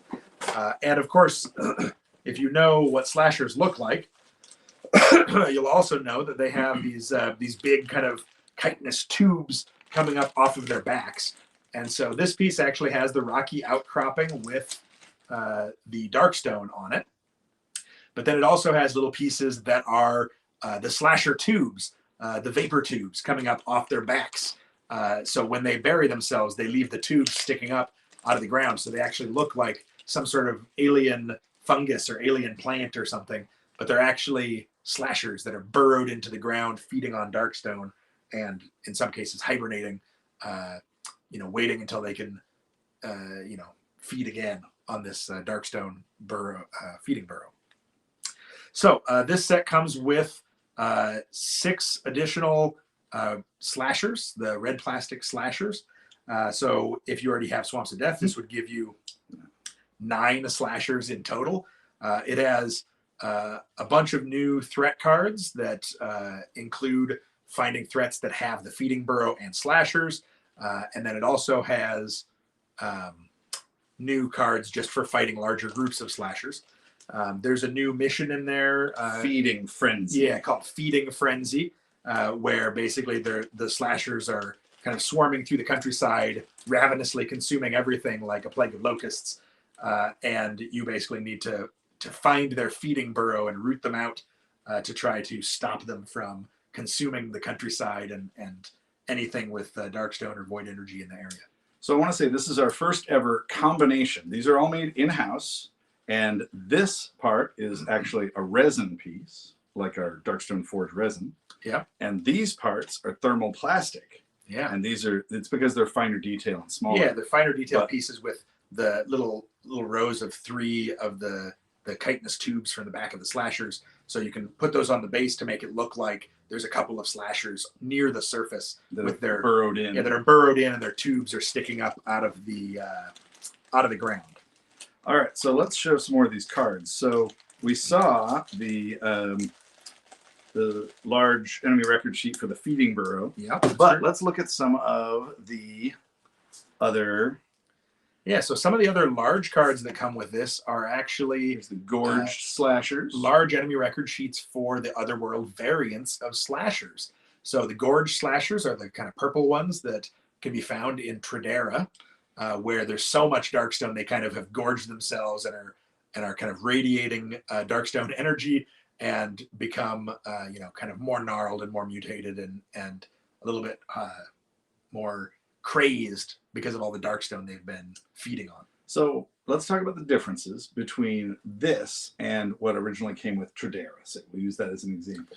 So with Tradera, you'll get, with that Tradera Otherworld, you got Otherworld card. threat cards. It's an Otherworld threat for slashers, gorged slashers. Yeah, so the Otherworld threat card would have been the kind of landscaped card like an otherworld threat would be, Mm-hmm. but it shows a picture of the alternate paint scheme or alternate color scheme of the Gorge Slashers, and it says the Gorge Slasher is a slasher with the following differences, and then it tells the additional kind of modifiers to their stats and abilities that they would have, and any additional points that they would be worth, experience points, excuse me. But these cards now expand on that. Yeah, so these large enemy record sheets basically take the Otherworld threat modifiers that you found on that Gorge Slasher Otherworld threat card and integrate them into the stats of the slasher and put them onto an enemy record sheet. So you have the alternate, other Gorge Slasher variant color scheme, but then the abilities and stats worked in. And then they also have a unique new set of elite abilities that are specifically giving bonuses that Gorge Slashers should have as opposed to any other type of slashers. And then on the brutal side, on the back, it actually has the evolution of what a Gorge Slasher would go up in with their stats and abilities as opposed to a normal slasher. And then even further, the brutal side elite chart is, again, different based on kind of that evolution of difficulty for Gorge Slashers. So it's kind of like a deep dive into Gorge Slashers just on this one enemy record sheet. It integrates the stats and modifiers from that Otherworld threat, but then also has unique abilities and bonuses that they get as they become brutal or get elite abilities.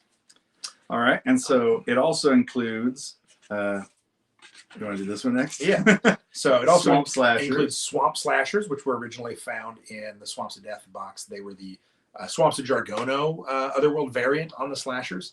And again, some new elite abilities, new brutal side, all of that. And then in addition, those are basically the two Slasher Otherworld variants that already existed. But we thought, you know what? This is an opportunity to do something cool and to include a new type of slasher. Otherworld variants. Otherworld variant slashers for other worlds that we haven't seen yet with new kind of color schemes and new abilities, new themes to them. So this right here is actually the larval slashers. These are slashers that are Otherworld variants for the Belly of the Beast. And these are actually keyword vampire. They are. So the larval slashers are keyword vampire because they specifically roam the Belly of the Beast, feeding on Darkstone and kind of feeding on the beast juice from within the beast and basically eating intruders and whatnot that bring artifacts into the beast. So these guys are pretty cool. They basically have normal slasher type stuff, but they also have blood feeding where their melee to hit rolls of 6+ ignore defense, and they heal a wound from the slasher for each wound caused to the target hero. So as they're damaging you, they're actually getting their health back and kind of feeding on you. So there's one more type here. I should say with these new Otherworld variants of slasher, we actually, in the set, it has the Otherworld threat cards for that variant as well. So it has larval slasher, Otherworld threat cards for the Belly of the Beast, as well as the cards that would show up with the feeding burrow. Yeah, we can show those cards in a second.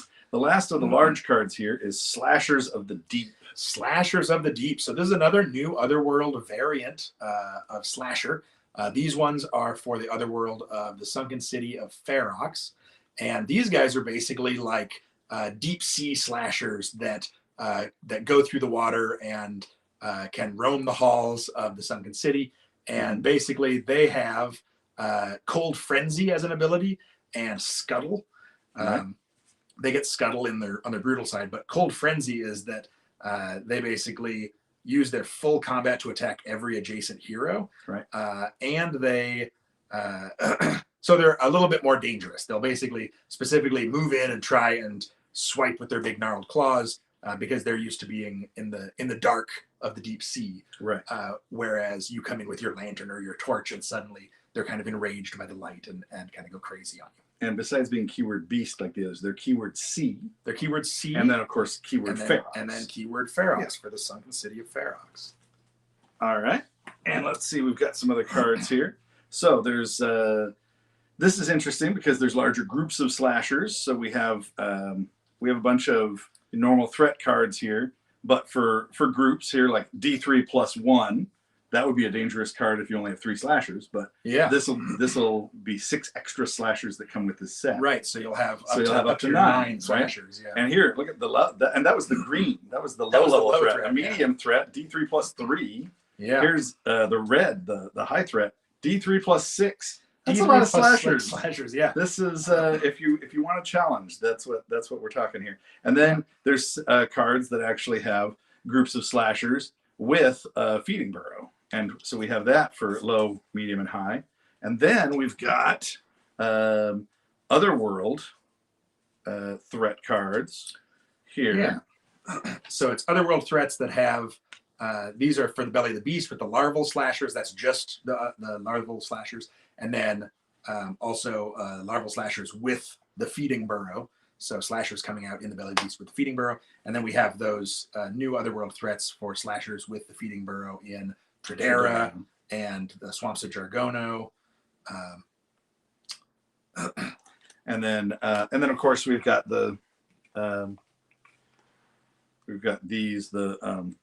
Sunken City of Ferox Otherworld threats. Yeah, for the slashers of the deep on their own, and then also with them with the feeding burrow. Right. So here we've got these. Yeah, I love the colors on these. The alternate color scheme for the C versions. Yeah, the Ferox.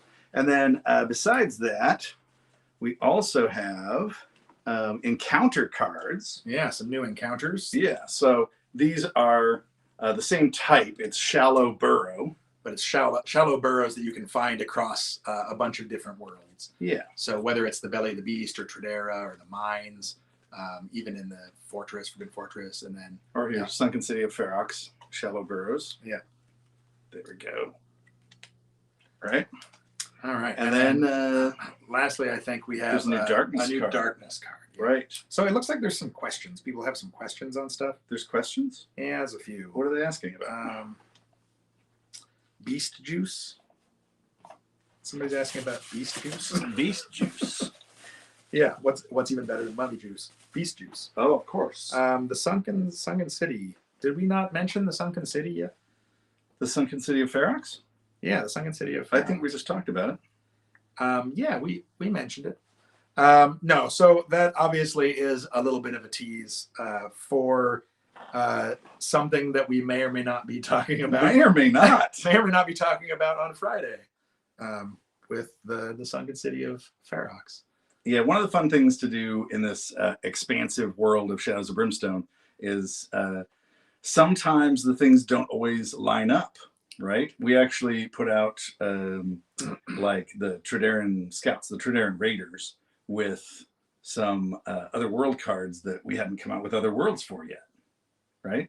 And I think the same for the Harvesters. And then later the other worlds came out, and then you could use them in other places. Yeah, that happened also with the Fleshstalker, where the Fleshstalker enemy set was actually available to some people, I think, before the Derelict Ship. Right. And so it has Derelict Ship artifacts and encounters and whatnot. But it's really cool because you actually have this, you know, among the other cards that you can use right now, you have some like cards from the future. And I love that idea. It's almost like you're a time traveler. So, right. So, I think we're back. Yeah.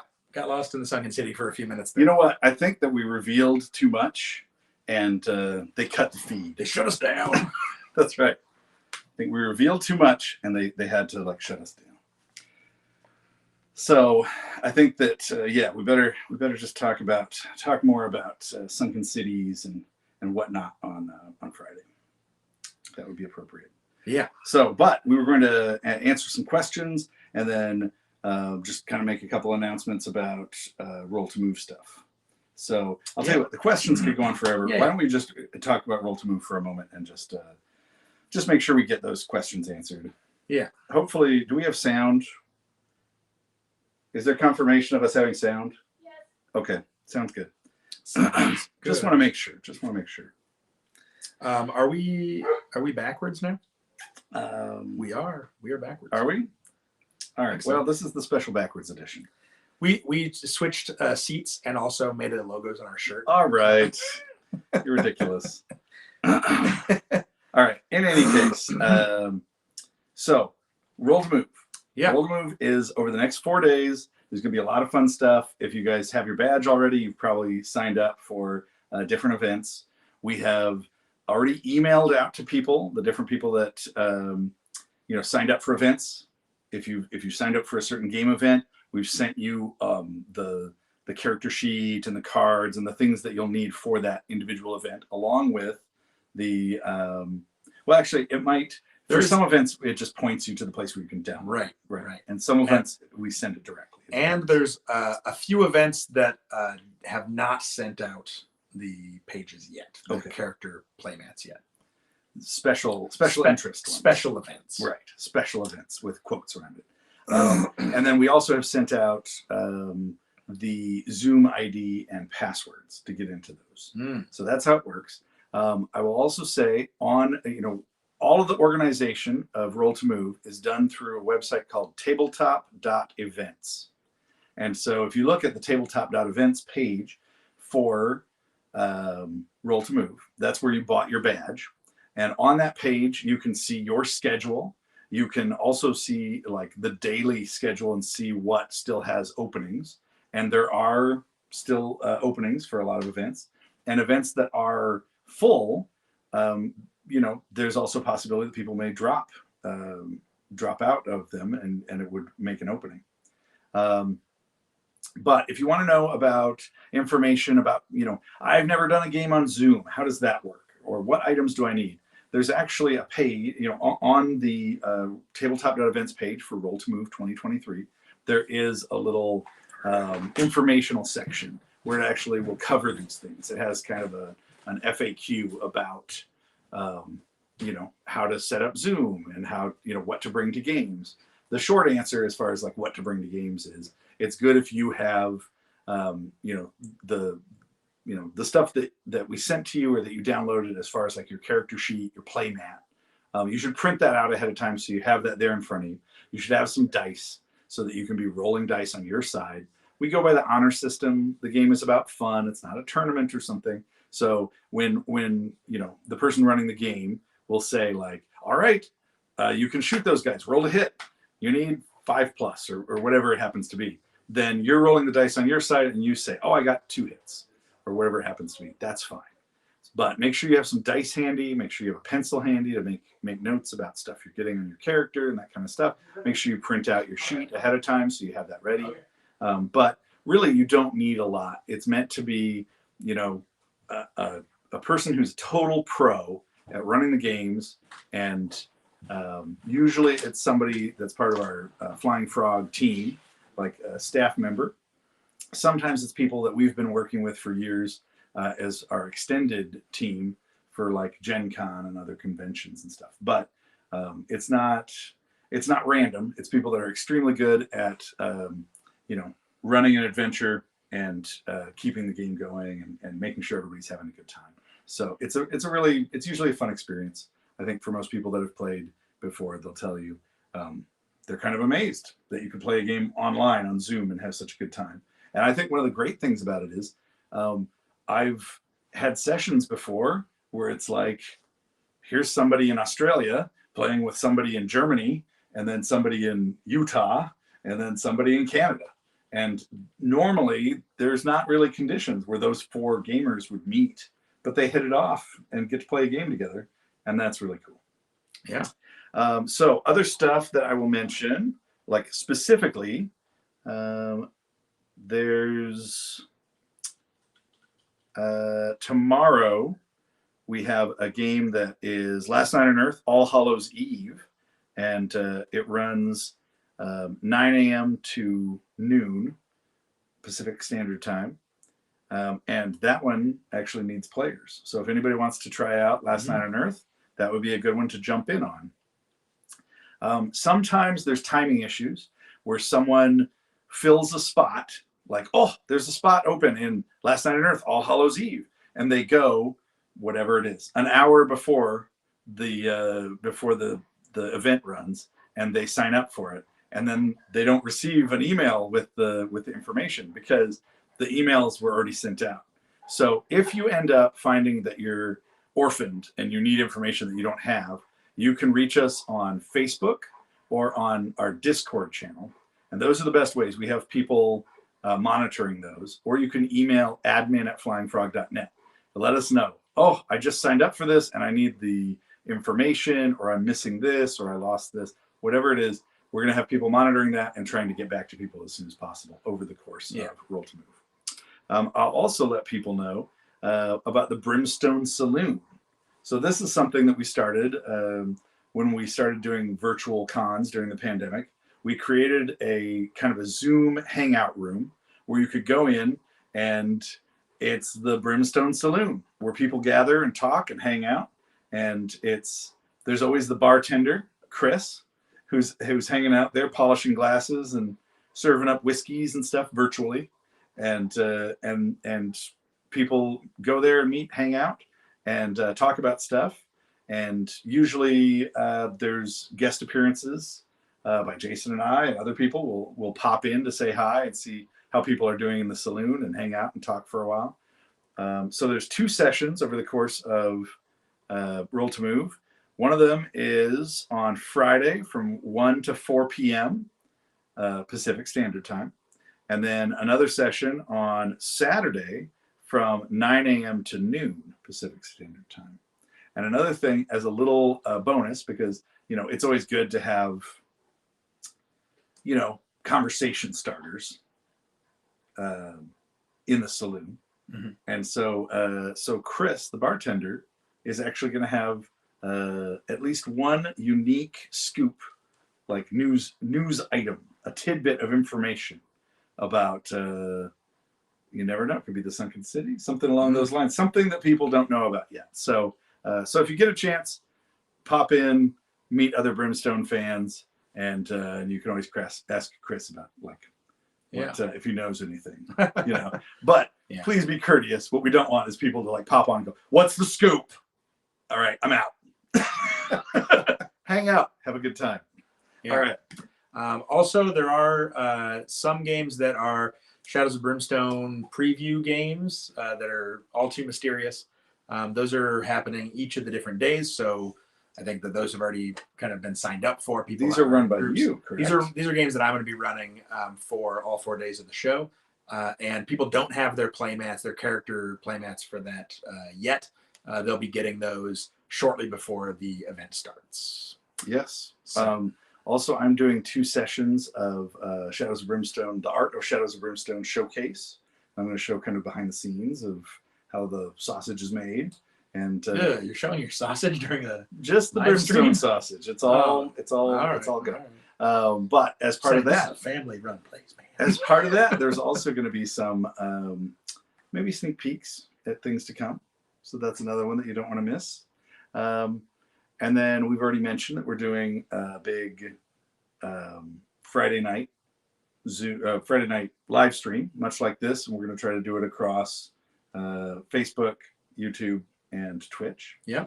And then to wrap everything up, on Sunday evening, I think it's at 5 p.m. Pacific Standard Time. I don't have the schedule in front of me, but we're doing the kind of closing ceremonies. We always wrap up the online con. Yeah, we always wrap up the online cons with a hangout with anybody who wants to come and kind of debrief. And Jason and I are there, and we basically just talk to people. We hang out for a little bit in a Zoom chat, and we want to hear about the experiences people had and what they liked. Yeah, stories of your games and stuff you thought was cool, things you're excited about for the future, and all that. Absolutely. And that's a Zoom hangout. That's a Zoom hangout. It's not a live stream. It's a Zoom hangout. And so other people are on screen. We see a little Brady Bunch thing with all of us looking. That's the story. Yeah. Of a game called Brimstone. Anyway, so of a lovely Oni. Of a lovely Oni. So the other thing is, our studio painter Aaron Lovejoy is running 2 different classes. I think it's one on Saturday and one on Sunday. And I don't have the schedule right in front of me now. But if you go to tabletop.events, you can see those classes have 50 slots available. So even if you don't have your Brimstone badge yet, and you are thinking, well, maybe everything's already filled up, there's certain ones like this Brimstone Hangout or the Art Showcase or Aaron Lovejoy's painting classes that we made sure that they have enough spots that they're not going to fill up. And so so you can go right now, you can get your badge on tabletop.events and still get in on a bunch of this great stuff. And it helps support us just even doing this as an event. You know, it's a lot of effort, time, work, blood, sweat, tears, more tears, tears for fears. All right, so that's it for the Roll to Move. Yeah. Officially, I'd like to say welcome to Roll to Move. Welcome to Roll to Move. It's after midnight. It's after midnight, so it's June 29th, Thursday, June 29th. Yeah. Roll to Move 2023. So we might want to think about wrapping it up. I know it's getting late for a lot of people, and just a few hours from now, the games will start. Just a few hours from now, the games will start. So, are there any last things that I feel like we didn't get to a bunch of the questions coming in on I know, YouTube. but I mean, we can't get to all the questions. We can answer a lot more questions on our Friday live stream. All right. Actually, there is a thing for the store where Luke says, I can't seem to find the Roll to Move 2022 goodie box listed, just the Dice Fest 2022. Yeah, they're working on fixing that now. Oh, okay. Is it? Oh, I'm hearing that it's fixed. It's been fixed. Okay. And then they're saying the Valley and Norse map packs are not sold separately. I saw them as part of the bundle. Right now, we only have the pre-order with the bundles, but in the near future, we're going to do pre-orders of the individual items. But right now, we do have the bundles and the individual adventure sets. So you know what? Come to think of it, I don't think we actually answered the guy's question about when are the legendary villains coming out. We started talking about what they are. The answer is that when you get on a Kickstarter, you're getting all of the stuff like retail releases for the next several years all at once. So all the people that did the Forbidden Fortress Kickstarter, they have legendary villains. They've been enjoying them, and they have hell cannons. And hell cannons, yeah. Even though hell cannons from Lost Army hell cannons from the first Kickstarter, which still have not yet been released to retail.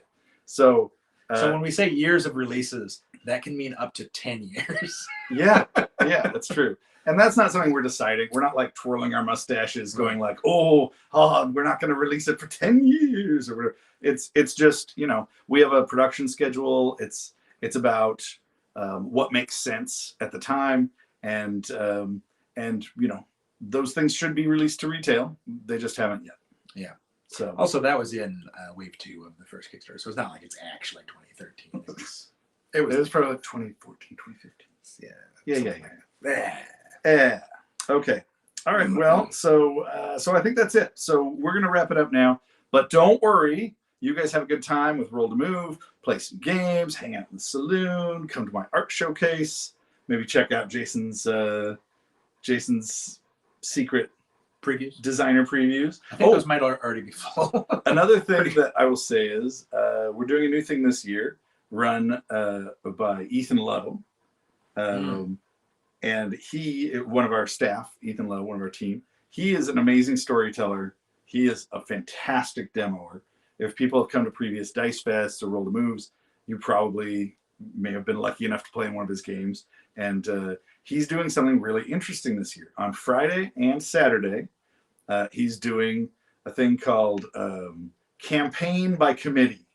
And so it's almost like a choose your own adventure where he's going to do a live stream for 8 hours where he starts a brand new character and does a campaign and just plays through Brimstone Adventures. For Brimstone Adventures stuff. So I believe he's starting with a couple characters. Yeah, well, on the one starting tomorrow, I think it's a Jarl. I think it's a Viking Jarl, one lone Viking Jarl, and in the frozen Norse lands, and everything from the very start and choosing, the starting upgrade and that kind of stuff.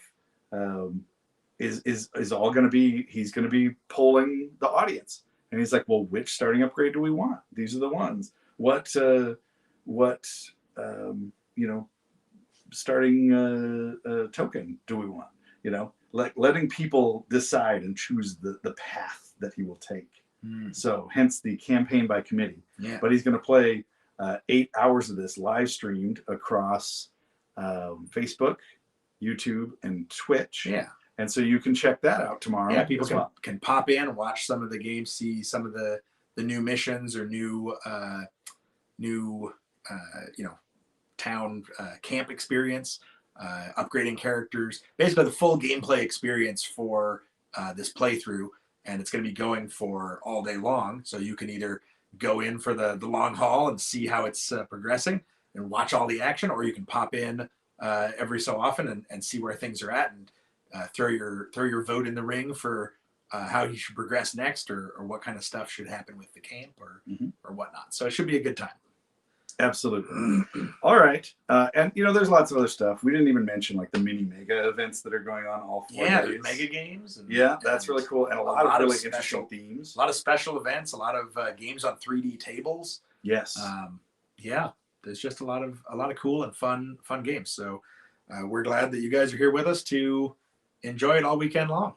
And I should say it's not all Shadows of Brimstone. We've also got great games: Invasion from Outer Space, Fortune and Glory, Last Night on Earth. Yeah, there's sessions available for that. So if you normally were introduced to Flying Frog via Shadows of Brimstone, you should know there's other games that we've done that we love, and it's all the same team that made them.